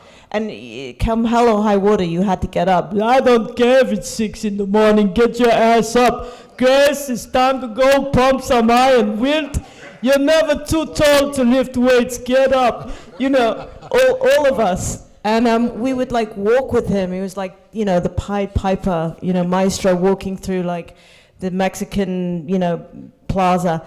And we would go to this gym and he would like just literally start to train us, to get us in shape for the film. And because we were there for 6 months, you know, in Mexico City, and it was something to endure. But yeah, he was a lovely man. I never get into a conversation with him about politics, because it's you're never going to win. I remember I tried to once. And you'll get But some I rice think I'm more pudding in your face. democratic. And he's like, no, the Democrats suck. Republicans the way to go. Maria, ask Maria. Here she comes, you know. Wasn't he the guy that was going to shape up the whole thing in California, and when he left, there was more money owed than before he got there? Yeah. Isn't that true? He was going to pump us up. I've never heard a woman do Arnold Schwarzenegger before. Thank you very much. Yeah. I was just about to say we're taking a break. Careful, we are going to take a break, and then we're going to come back with Russell. But take a break, go freshen up, get some autographs, and then we're just going to do a little thing on starting a corporation, which this gentleman was interested in. And I understand we have some students here from Santa Clara College, I believe. Maybe not. Anyway, we'll do it. We'll take some questions on that issue as well. So thank you, everybody. You can see why he's a director. Nice looking stuff, huh? And the budgets aren't always that great. Russell's had to work with some small budgets, and he's made stuff look great. Russ Emanuel, come on up. And Sean Talkie, come back up here, because we're going to be talking to you. Talkie, did you want to come up, or we're going to let Sean do the talking? Okay, so Sean Kenney comes up. Talkie's going to stay there. By the way, I want to thank Talkie in particular, Talkie and Sean, but especially Talkie, because Sean I don't care about.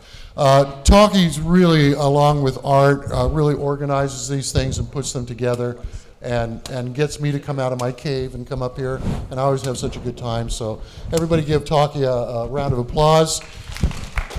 And I wish she was coming up on stage for this part of the program, but she's shy. So we'll just tease her and make her blush. Anyway, so we're going to talk about, real quick, and answer some of your questions about starting up an entertainment company and doing things like Russell does. To start with, I just want to, who was the gentleman who asked about digital and film? Is he still here? What was better? The blue shirt. Who asked what was better, digital or film? Well, I'm going to weigh in on that too, because I've shot them all. I've done video. I've done film. I've done digital video, and then digital high definition. We used Betacams originally, and then we went into the smaller high definition cameras and Airflex, and I've even shot in 3D. And I will tell you, 3D is a pain in the butt. I mean, it's just you're so limited in what you can do. And you're so limited with lighting, and you can't shoot outdoors very much unless you've got a major grip crew with all kinds of silks, because 3D just won't deal with it. And so every time you bring in a new technology, I always think of the old silent movies when they went from silent to talkies, and they would put a microphone in there, and everybody's like, you know, talking like, so how have you been? I'm good. How are you? So what's happening with your wife? I don't know. You know, so whenever they would bring in a new technology, it would be, oh my God, we got to deal with this now. But the wonderful thing about it is it allows people who don't have a lot of money to make movies, so people can get started now on a much smaller budget and do incredible things. And it's gotten better. And now we can do digital that almost looks like film. You put it through processes and give it that film look. What do you think of the two? Well, before we go into the digital, somebody had a question about Q, what it stood for. So I looked up on the internet on my phone, and I found the answer. What is it? The late Gene Roddenberry chose the letter Q in honor of his friend Janet Quarton. Oh, How about was that? Now, Anyway, so there you go. I'm a strong believer if it's on the internet, it's probably not true. But we'll go with this, okay? When I research my books, I'll look on the internet first. But then I go and find the actual documents, or I go into newspaper archives and go back 50 years to find out if I can confirm that. Because I read things about myself on the internet that aren't true. So, I'm very suspect of stuff, but we're going to go with that. Well, you may be true, and I did go to Wikipedia to look that up, so I'm assuming it's true. I hope it's true. Yeah, I find wrong stuff on Wikipedia all the time. Yeah. Now, as for digital, though, versus film, of course, film has this wonderful look. It's amazing. It's celluloid versus pixelation for digital. However, I will tell you this: I would never have done all those films you saw if I didn't have a digital camera, because there's no way I could afford film. It's impossible. Yeah. So it's kind of a love-hate relationship with digital, and it is getting better. Now people are shooting 6K.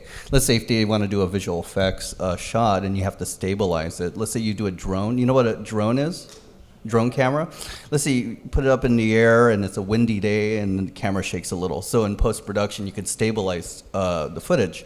However, you're going to lose resolution. So if you are, let's say, outputting in 4K, and a lot of TVs are going to 4K now, at least you have that information to work with. And you could then dumb it down to 4K, and you're fine. So, in that way, I think digital is actually improving, and it's looking a lot better. And, as much as can I talk about Alien Cross? He's a film guy though, because he's a photographer and everything else. So it's a little tough. You should talk about the project. Yeah, and Alien Cross, I would love to shoot on film, but I think it's more feasible to shoot on digital because we're going to get more for our bang for our buck, I guess. There are great cameras. They're really great cameras that I would love to work with, whether it's the Red Epic or the Aeroflex. And then they're switching to digital. So, yeah, that's my 2 cents. I think it has a lot to do with time is money, and money is very important, as you know, in budgeting films. And that's why a Spielberg can use Panavision, and that's why a lot of these guys can use those kind of products, because, they throw money at them. So a young person, or just any person starting out making a film, whatever he can get and what appeals to him to look okay, and what he can, the red camera was not available. They had so many people who wanted the red camera. There was a waiting list, so you had to go find another camera, maybe Sony or something. But that's the way it was in Hollywood about, 4 or 5 years ago? The red was the thing because it could make it look really like film. I mean, it was, I don't know. Well, one of the shows I've worked on in the last few years is Star Trek Continues. And what I admire about them on that show is it's shot on digital, but they really, it's a little brighter than the original Star Trek, but they really get the feel and the look of the show pretty well. And Doug Drexler, who does the effects for Star Trek Continues, did the effects for a lot of the early Star Treks. And he's won Oscars and Emmys and everything else for doing the work. And when he came on board, he said, I will only do this if I can do it the way I want. And the question was, well, how do you want to do it? He said, well, this is supposed to be the 4th season of Star Trek, the original that you're doing. So this is 1969-70. So I want to do what would have been possible for them then. And if you look at what they were doing, from the episodes in 66 to 67, 68, 69, they were getting better at the effects. The Enterprise was looking bigger. The flybys were more impressive, everything else. So Doug takes it 1 year beyond that. And he said, that's how I want to do it. And that's how we started out. He then started getting a little fancier. But he wanted it to, he didn't want it to look like CGI. He wanted it to look like the original show, which was 11-foot 2-inch miniature that the camera would go by. Yeah. So we can use CGI responsibly, Well, the original series was digitally restored a couple of years ago for the 40th anniversary. I didn't like it. I saw they invited me to a screening of the original Menagerie, which I don't know if you know this, but CBS people invited us over to Century City in LA to watch it. And it had all been redone. It took 2 or 3 years. The Okuda family did it, and they did an incredible job. But when I went to watch it, I went, it loses, like I said, there's something when it's too sharp, too perfect. But they did do one thing that was great. The colorization was more vibrant, and you're watching it on a TV in 1966. So I did give them kudos for that. But again, they restored a lot of the they color. restored, And they brought the brightness levels down, because That's Star correct. Trek was a very dark, kind of film noirish looking Yep. show. Yep. And what Jerry Fennerman lit it that way purposely, and NBC, that was one of the fights they had with NBC, because they said it's too dark for our network. We like our shows to be very bright, and we want you to flood them with light, like it's a sitcom. And Gene Roddenberry and Jerry Fennerman said no, and NBC would come down to the set all the time saying, bring the lighting levels up, and they wouldn't. But what happened in the 70s or 80s, when Paramount put them all out on home video, somebody at the studio said, hey, let's make it look fresher, and they brought the brightness and contrast up. So for the new Blu-rays, they've backed it down a bit. And they give you a choice. You can watch the original, or you can watch the CGI version. And some episodes, like Doomsday Machine, are great to watch with the CGI because it's just so much more. But for an episode like the ones you were in, Sean, I like the originals because that 11-foot 2-inch miniature is tangible. It's a real thing. It's not a cartoon. It looks better. Yeah. I think So let's get into the talk about the startup business. So, okay. So first of all, how many of you here are interested in getting into an entertainment business and doing things like Russ is doing with his movies? About a quarter of you, so we won't get too deep into the subject matter. Let me say something first about writing and theme and everything else, because that's where it starts on the script. Then we're going to go to Russ to talk about directing. Then we're going to go to Sean to talk about raising money, and you can talk about that too with Kickstarter and so forth. But let's start in the basics. Find a good script. So whether you're a writer or a director, or if you want to be a producer, you got to get good material. And what Gene always said to me, and we all writers know this, but Gene said it better than anybody I ever met. And when I taught screenwriting at Pierce College in Woodland Hills for years, I always would tell this to my students. A story is about a character with an immense problem to solve.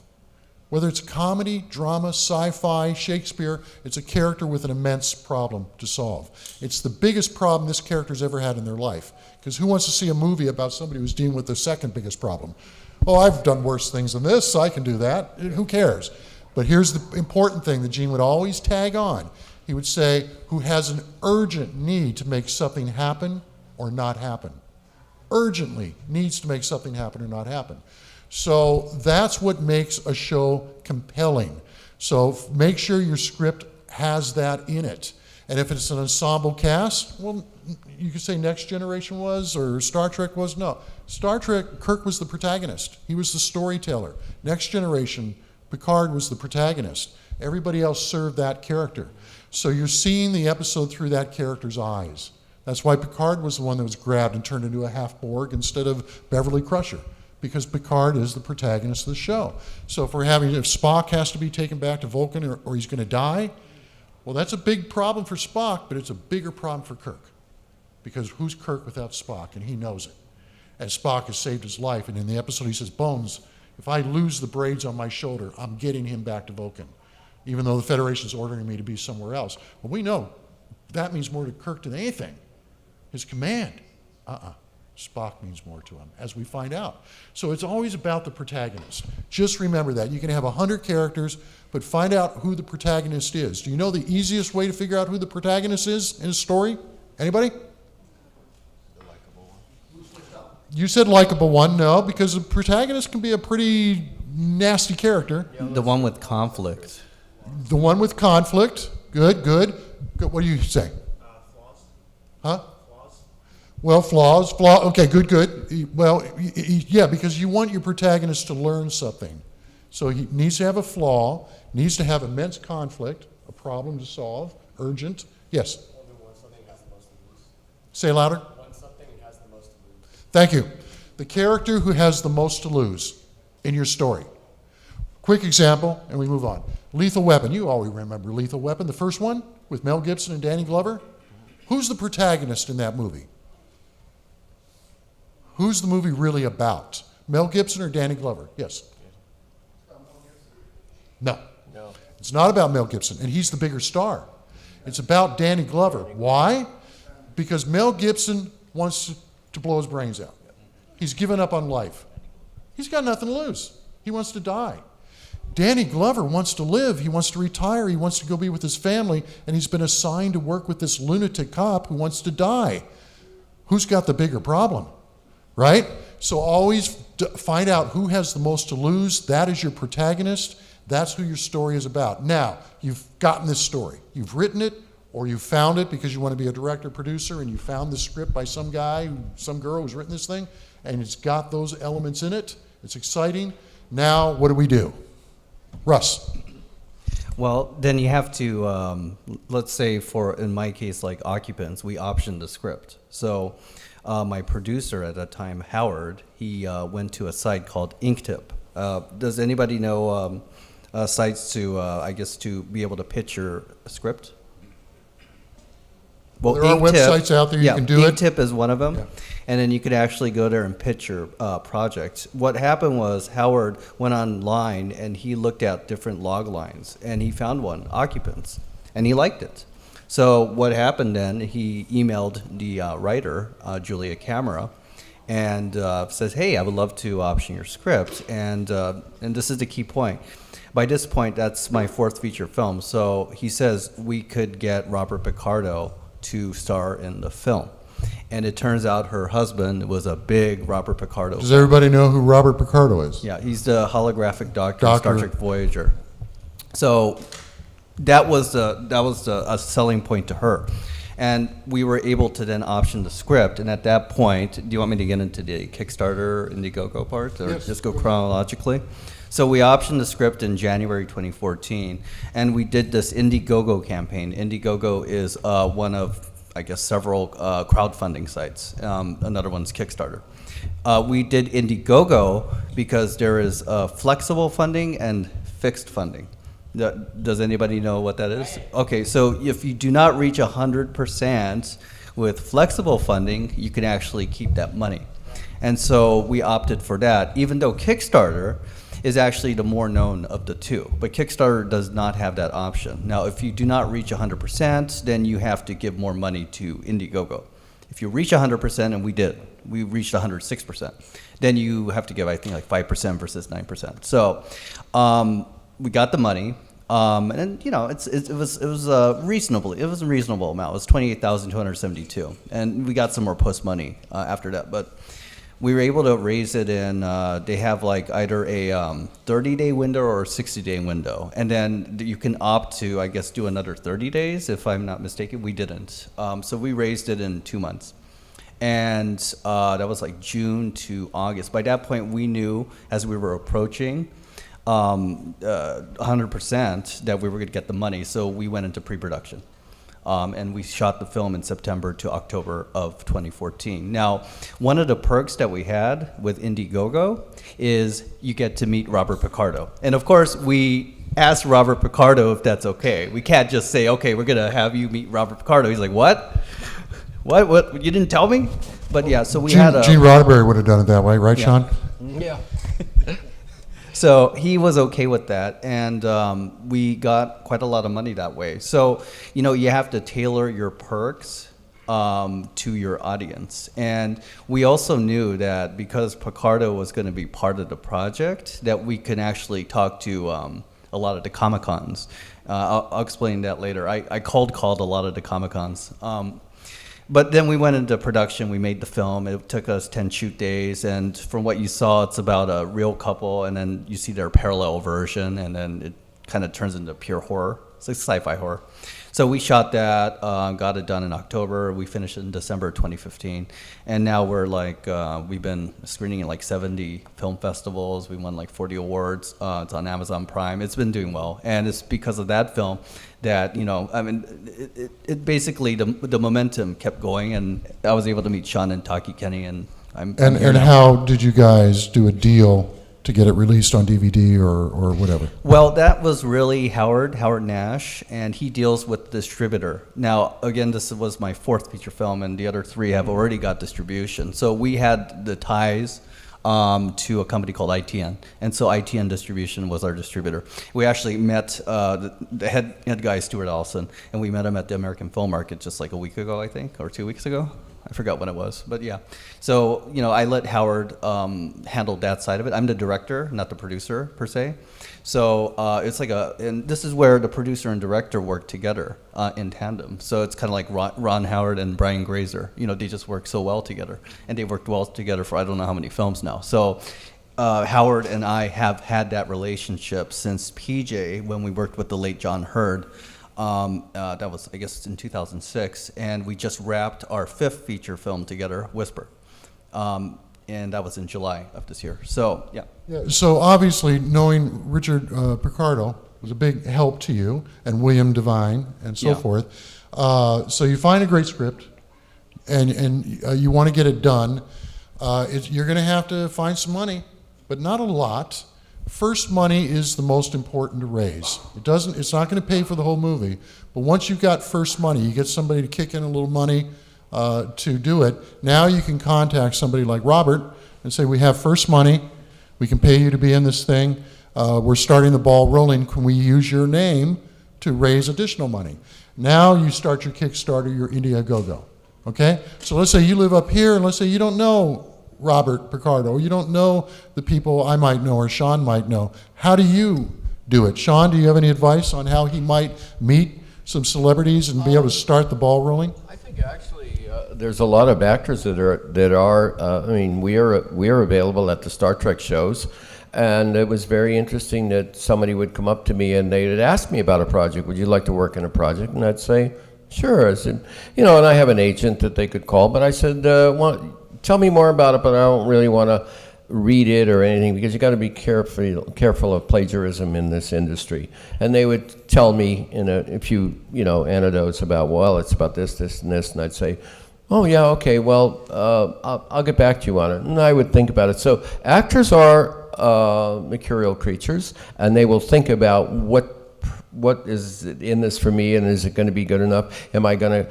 how should I say, am I going to be helped by this project, even though it's an indie project? But now there's not as much stigma on indie projects anymore like there used to be. There's so many things, and you could talk about the film festivals. I mean, where you go to a film festival, and all of a sudden, maybe an actor is tuned out on working for a while, and he's still very vital, like I think we all are on this project we're working on.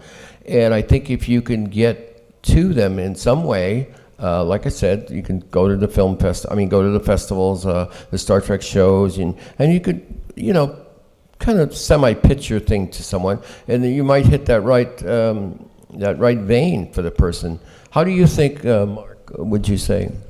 Olivia, you're not doing anything back there. Would you come join us? Because I have a question for you about this too, and you can actually bring in a new perspective. Would you be willing? Plus, we just look so much better when you're up here. Yeah, we need her.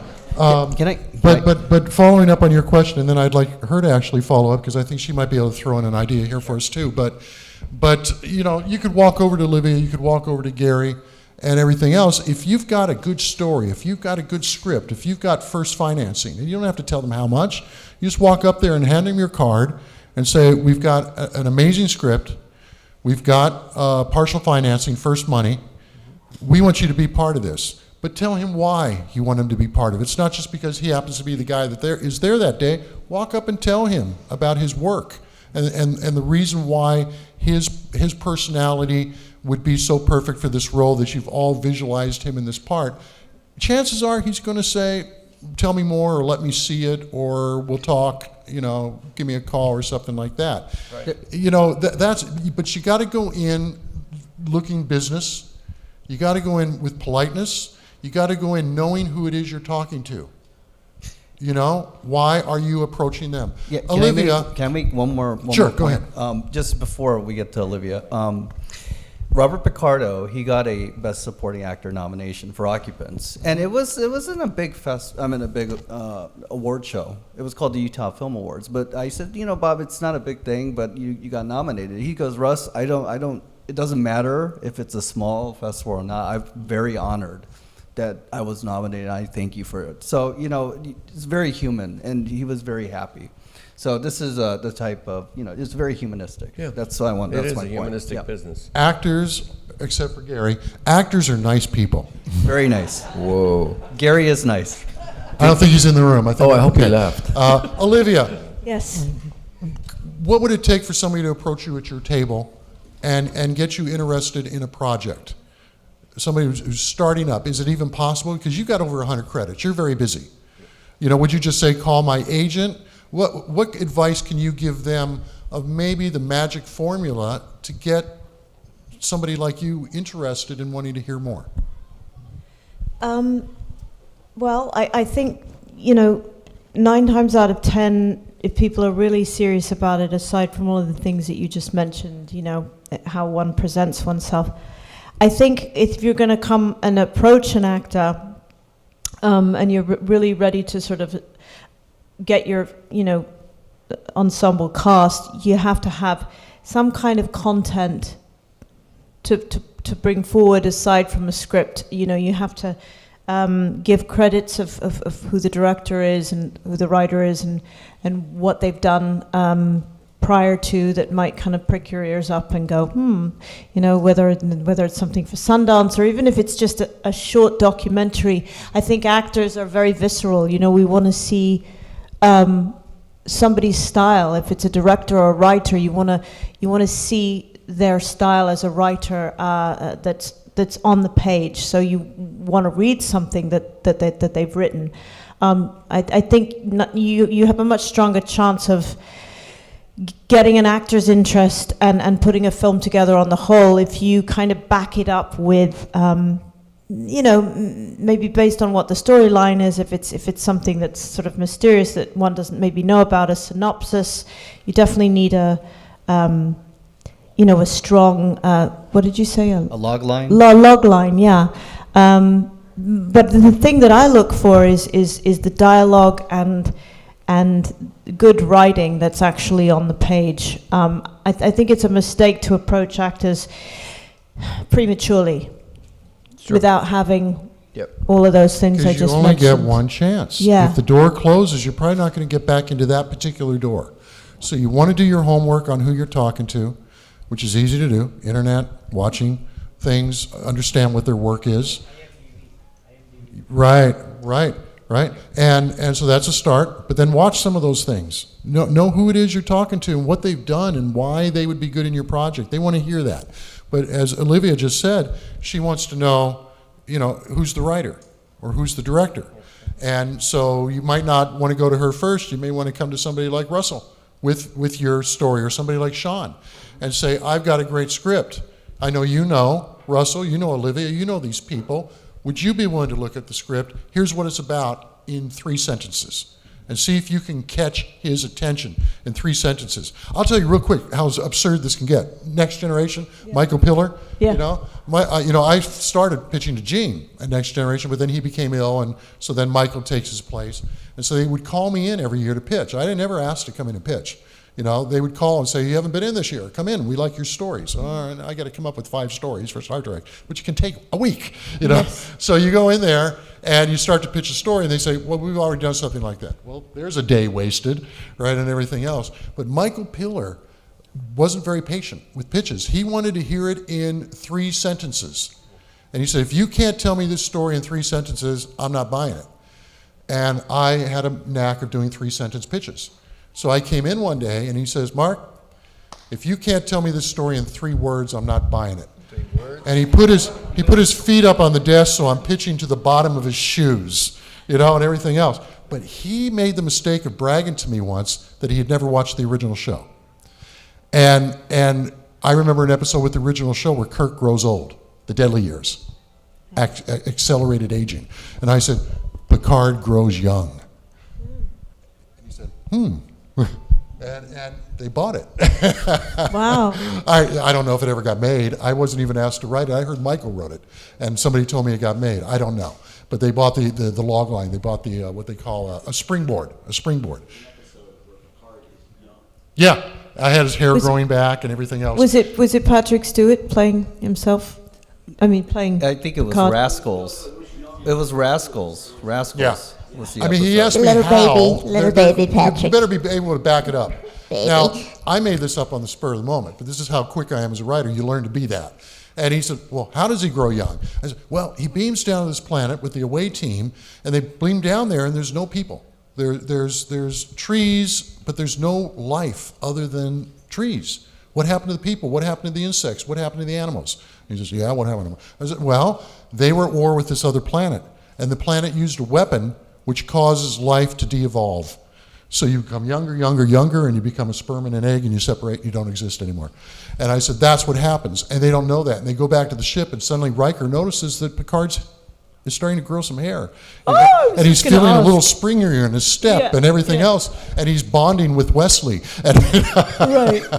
And, and so you gotta be ready to run with it. It's easy. If you remember what Gene Roddenberry told me, it's a character with a problem, an immense problem. The last thing Picard wants to do is grow young. He can't be captain anymore. And he's gonna become a teenager. He hated teenagers. He hated Wesley, right? And so he doesn't want to get young. He likes the age he's at. So he's got this immense problem, and how can he maintain his control of the ship? So you just put yourself in that person's shoes and say, give them an immense problem that they got to solve. There's your story. You can make it up in a minute if you know the elements and all that stuff. So, but another thing that's so important, and I'm coming to all three of you with this question, okay, is to pick a project that has meaning to you. Because Hollywood, we're filled with hacks like me. We're filled with people who can write anything. And if you're going to write an action movie, why are they going to buy that from you? They've got action writers. They've got teenage comedy writers. They've got all this kind of stuff. You bring in something like, remember the guy who wrote a script on Harvey Milk? The politician up here who got assassinated, and he was a gay politician. He was the first one to come out of the closet and then run for a public office and win, and that was a big dilemma for him. Well, the guy who wrote that was gay, and Harvey Milk was a hero of his. And so he'd never written a script before, and he wrote a script about Harvey Milk, sent it down to Hollywood, sold it, and he won the Academy Award for Best Screenplay that year, and he'd never written anything in his life. So you write something that has meaning to you. So Sean, why does Alien Cross have meaning to you? Why did you decide to just stick your neck on the line and go out and work so hard on this project? And then I'm coming to you two about why you were interested in his pitch to direct, why you were interested, as busy as you are, to maybe star in this show. So it was something, what is it? Feeling, and also I'm a veteran, and microphone. I'm a veteran, and he's a veteran. And I've always have so much empathy for veterans, and especially the problem we have right now with the suicides. And I thought, what would a veteran be like if I put him into a story? And maybe it'll help the other veterans to have hope for the future, because I remember Gene saying, I want hope for the future in these shows. And that was the thread that Gene really insisted upon, and I loved the way he said that. So one day I was at a film festival. No, actually it was a signing show down in South Carolina, and a girl came up to my table, and she looked alien. I mean, this was the most incredible makeup I ever saw, and she had a Victorian dress on and a doll. And she just came up to my table and totally in character, and she says, hello, what's your name? And I said, oh, I'm Sean. Oh, I'm so happy to be here. This is Dolly. And she showed me the doll. I got really freaked out. I said, it was a skull like this. Her hair was burned off. Oh my God. And one eye was half shut and everything. And she says, I had an accident, but I'm coming back. And I went, this is a little South Carolina show. And this is not the way to start a business in entertainment. No, but don't creep the people out. You know how actors get involved in something that's such a good performance, and this was a layman person coming up. I know she must have been about 16, 17, and I said, could you show me what you look like? And she says, okay. So she went around the stage, and there was a black curtain like here, and she took it off for me. She was beautiful. She looked like you with this hair and everything. And she was 16 years old. She said, I had a dream one time about this sort of a character, and that she was needing help from someone because she came from another world. And I said, "Oh my God!" And it all started to germinate. And I just said, "Oh!" And I took her picture, and all the way home on the plane, I said, "I've got to have this kind of a character, this girl that is half alien or she's half human, and she needs help, and she just falls from the sky." And so that's how this came to me. And then I said, and a guy, maybe he's lost his daughter and his wife in a terrible car accident, and he's about to kill himself. And he's about to kill himself, me, in the show. And this thing comes across the sky, and it's a UFO, and an Air Force jet follows it and shoots it, and this pod flies out of the hole, lands on my ranch, and I'm blown away. But what is this thing? I drive up to it very cautiously, and I see there's a body inside it. Just one part of it is blown away, and there's an arm in there, and I get it open, and here's this girl, and she is not human looking, and she's breathing really heavily. So that's how I started to write the thing. And here, like he said, the protagonist and the antagonist, and then it just developed and developed and developed into, okay, I've got to create, they're going to look for her. The Air Force knows that thing hit the ground. It's on my property. I have to get her into my house, and I have to call a friend of mine who was my wife's best friend, who works in a medical facility, and because the girl looks like she's bleeding from the arm, and Melody comes, and this is Melody right here, and she comes over, and then she realizes this girl is earthly because she does a DNA on her. But I don't want to go too much more into it because I want you guys to see it when it's made. But that's how an idea can happen. And being a thespian as I am, I thought I'd love to be in this thing. So I wanted to put myself in that lead character's shoes as to what would happen. From that one instance of a girl coming to my table and talking to me like that, and it generated this whole thing. Sean told me the idea in talkie, and they wanted me to be the script editor and do some rewriting on it. And it grabbed me instantly, because I hear ideas all the time. Taking pitches, and usually they're horrible. And what the parts of this that did nothing for me, they're beautiful, and you told them well, is flying saucer or spaceship, and it gets shot down and everything. Important stuff. That's the geography that's needed to get this alien down to the guy. But the thing that struck me was this man who's on the verge of suicide. He's a rancher. He owns a ranch. He lives out there alone. He just has not let anybody into his life because he was hurt too much over losing his wife and daughter. And he's about to shoot himself, and he looks up to say a prayer to his wife, like, I'll be seeing you soon because I'm not needed here anymore. And suddenly, boom, this thing's coming. Is that a message, that came to him or something? And he goes out and finds her. So she needs him, but he needs her. He needs a purpose in life. He's a protector. He was in the military. He'd done so much. He needs somebody to take care of. And it's like somebody fell from the sky who now needs somebody to take care of her because she's an alien in a strange land. So when I heard that, I empathized with these characters. It resonated for me, and I said, see, that's what Hollywood lacks. They'll give us the explosions and the booms and the CGI, but they're not always giving us the characters that you want to play, the characters I want to write, the characters you want to see. So then now they asked you to be Melody. What was it about their pitch or their presentation? What hooked you? I just, conceptually, I felt that as soon as I read it, I felt it had been channeled from somewhere else. And I think sometimes as artists, as actors, whether you're a painter, a musician, an actor, a dancer, sometimes you're doing a performance and it's a role and you've been cast and you're right for it because so-and-so thinks so.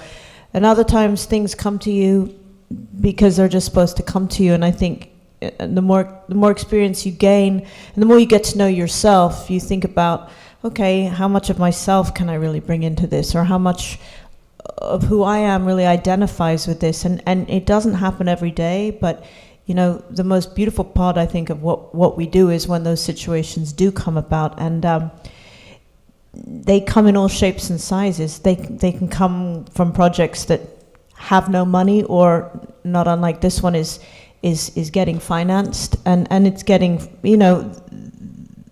it's like a snowball effect. It's a connection of, it's synergy, it's who's associated with it. It's a kismet thing where people are all connected and they're all sort of on the same level and they're all communicating in the same way, and they're all kind of have that philosophy about it anyway, and so it has this energetic pull that's very positive.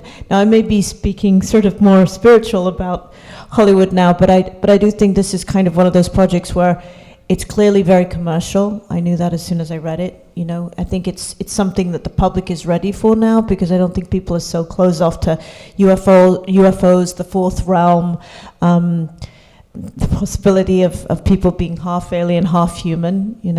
And I think it's a science fiction territory, which there's a huge audience for. So it was like, had so many components. I loved the character. I love the alien character. I love all of the characters. I love how they interact with each other. And I've never played a scientist, epipenologist.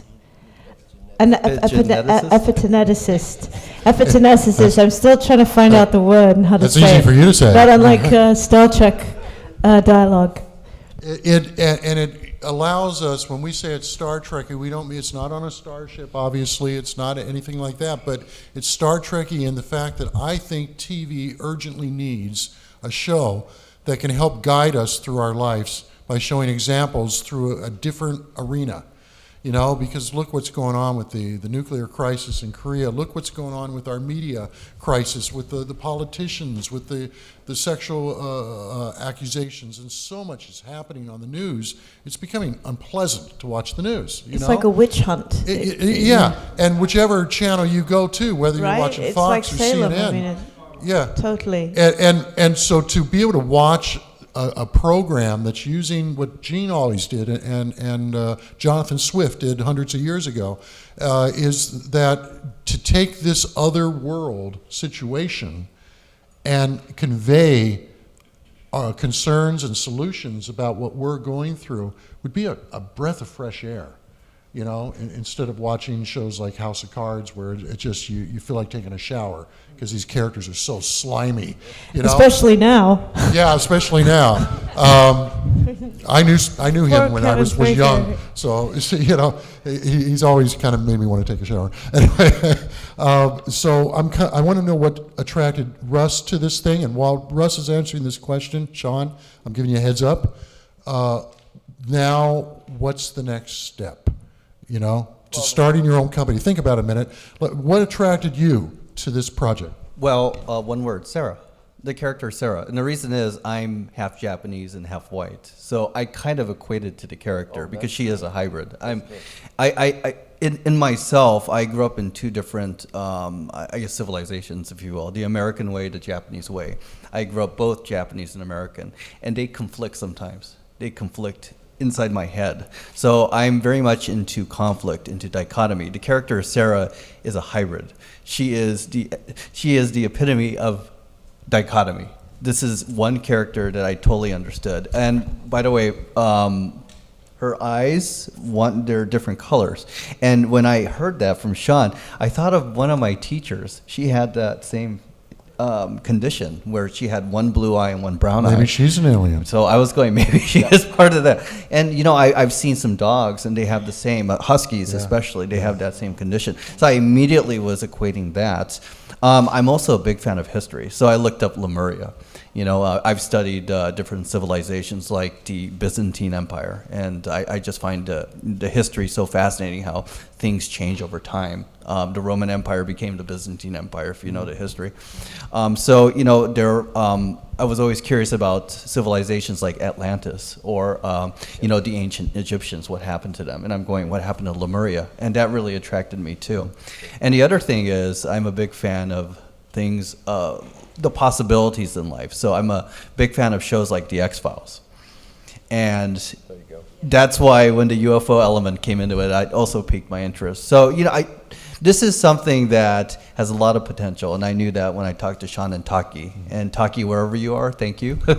She's over Well, there. and the Lemurians, if they are alive, if they're down there, underground, they're concerned about what's going on the surface with Yes. us. And because they can see our TV, they know what's going on. They go back and forth between Fox and CNN, and it's driving them crazy too. And so they feel like it's time to, some of them feel like it's time to come out and try to do something, because whatever happens up here is going to affect them too.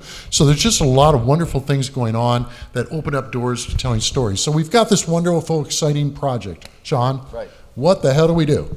Well, Taki and I, we could have.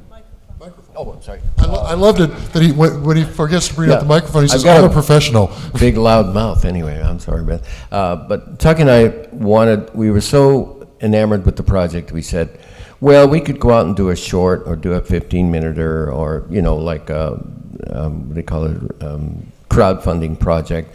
But we felt that we, time-wise, needed to get this thing to, and we heard about the stories, the wonderful stories about Netflix.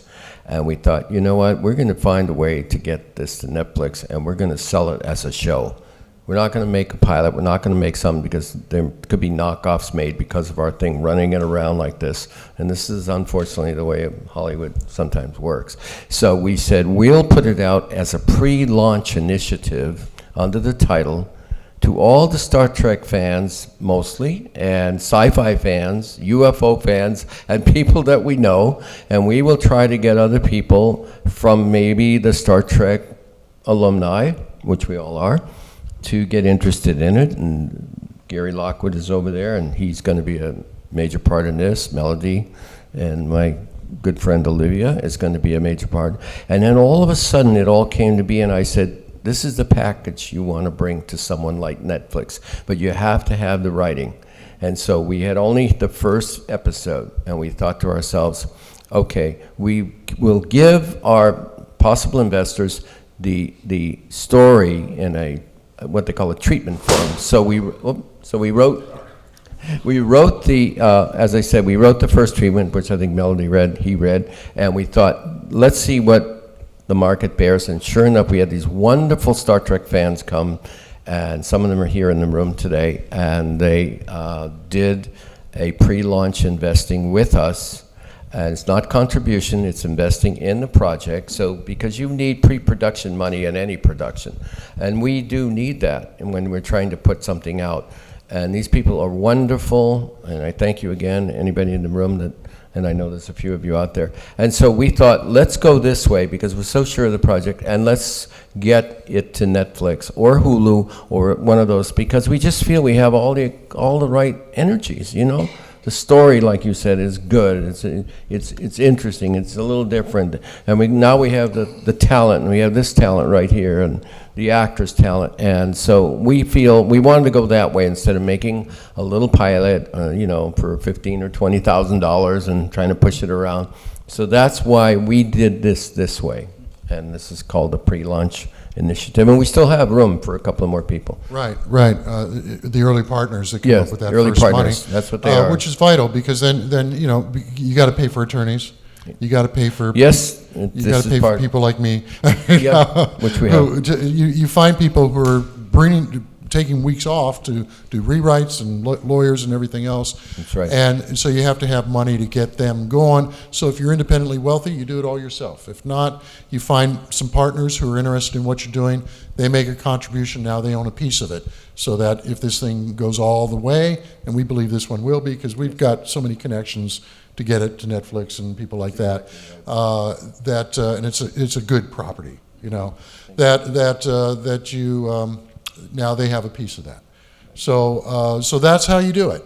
You got to get a little support team of your own going.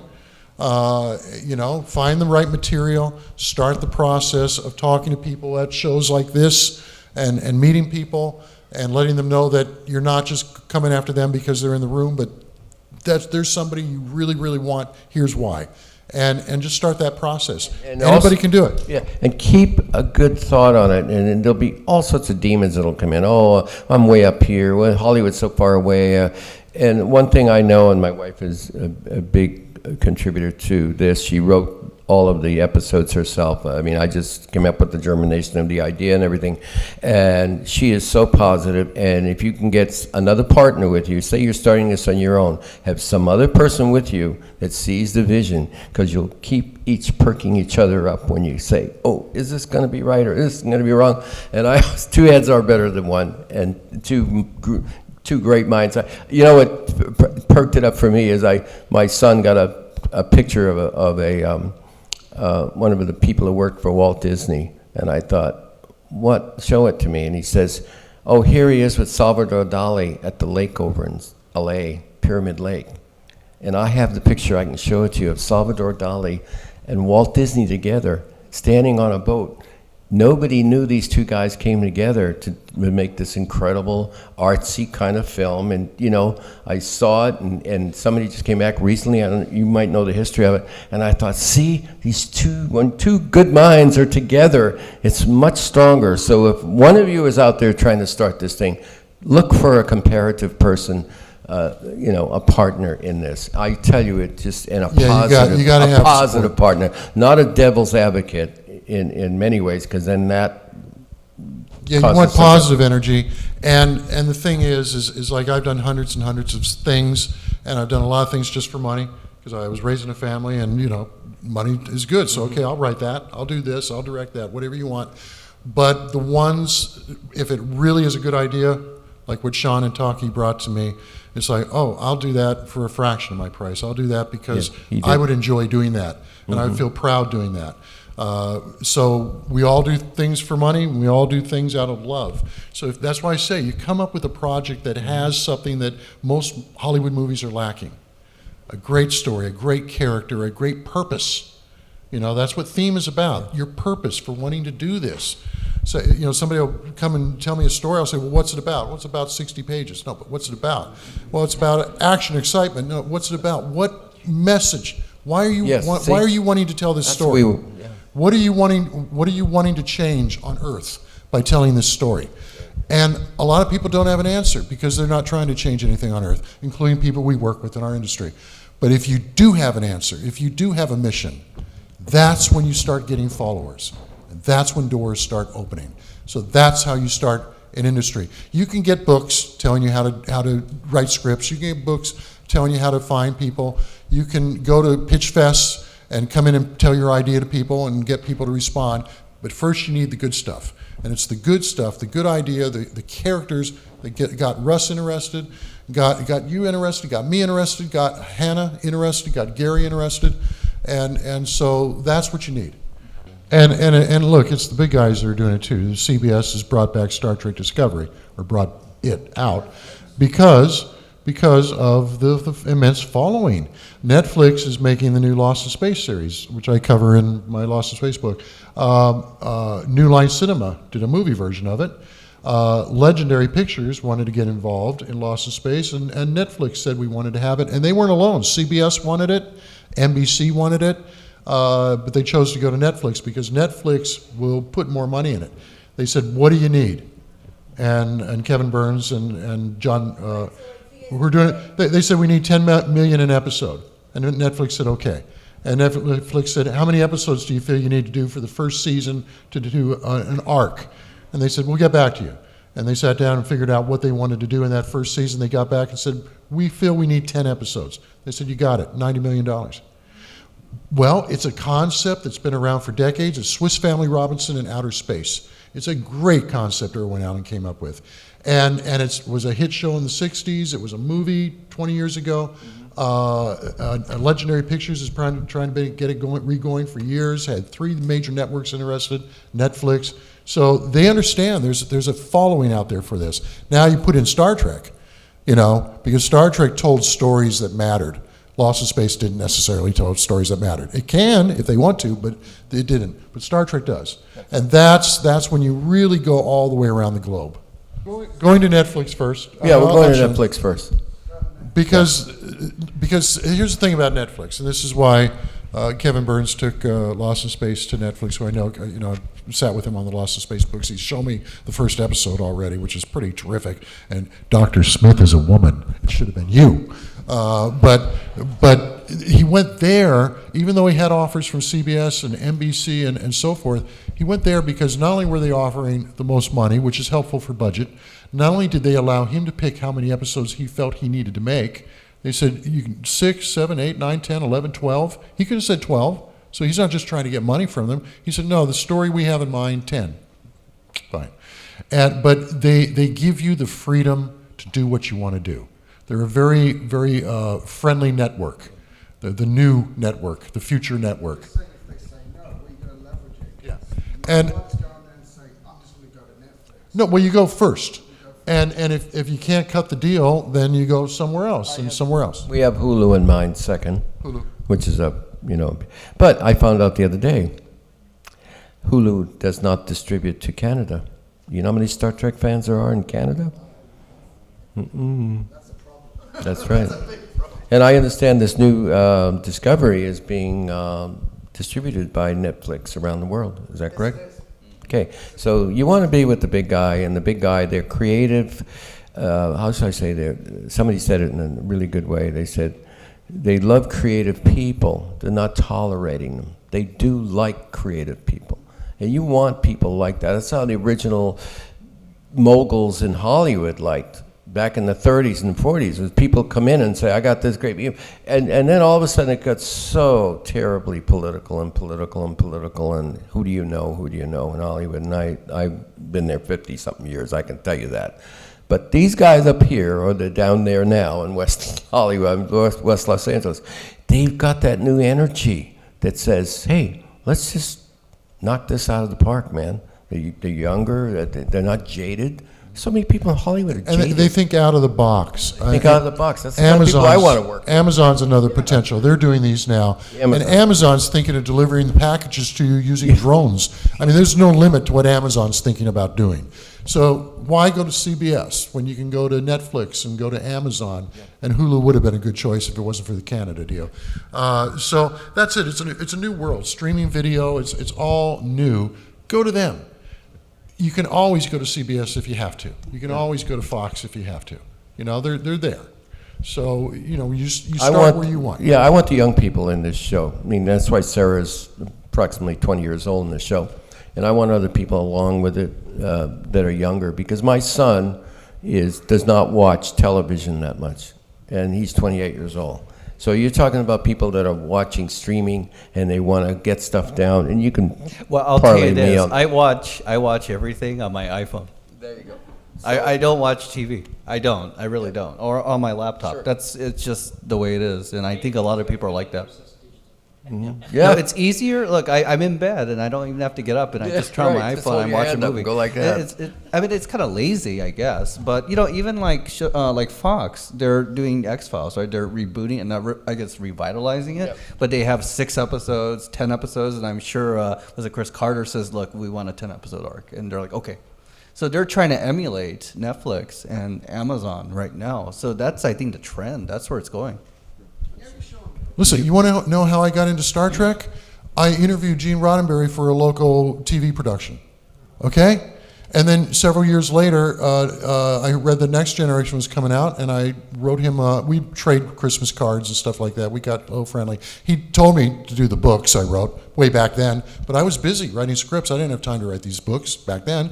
And he said, do it as a book. Well, it ended up being 3, because he kept every damn memo he ever wrote. But I met him, and we just exchanged cards on holidays. And when Next Generation came on, I wrote him a congratulation note. And he called me and thanked me. He was a very nice man, And he called up, and I said, Gene, I write. I've written for, these other shows. And I'd love to pitch. And he said, well, come on in, I'll take the pitch. And I went in and pitched to him. And that was during the first season that I pitched Sarek. It didn't get made until the 3rd season, because I suggested that Mark Leonard, I said, he's still alive, and now you don't have to color his hair. It's great. He can still play the character. And Gene loved it, and then he changed his mind, Mike Pillar told me, and he wasn't sure if he wanted to tie the 2 shows together right away. So it was about 3rd season when they said, let's go back and do that one. So, but that's how I met him, local. So you can do local things. You're meeting people here today You just collect numbers, you collect contacts, you interview people for local things. I had somebody last year when we were here who came and interviewed me for a school newspaper piece. Well, she got my email address, she got my phone number, and we, chatted, and I gave her that stuff. That's how you meet people. This is called networking. Yep. And you can do it on social media, but no networking is better than in the flesh, face to face. And you don't come on too strong the first time. You say, I know they're coming back. I can talk to them more next visit, or I'll see them at the other convention. Say, hey, remember we talked in Cupertino? Oh yeah. Now they feel like they know you. Relationships sometimes take a little time. You may not get it all done in one meeting, the first time. Maybe it'll be the second time, so you see where that person's going to be appearing a few months down the road, and you go down there. Now that's how you do it. People ask me why I wrote these books, because they took a long time, and I said because I wanted to read them, and nobody would write them, so I wrote them. So you do something you want to do, and people will come to you. Was that the Field of Dreams? If you build it, they will come. Field of Dreams, great movie. Thank you, everybody. Thank you. Thank you.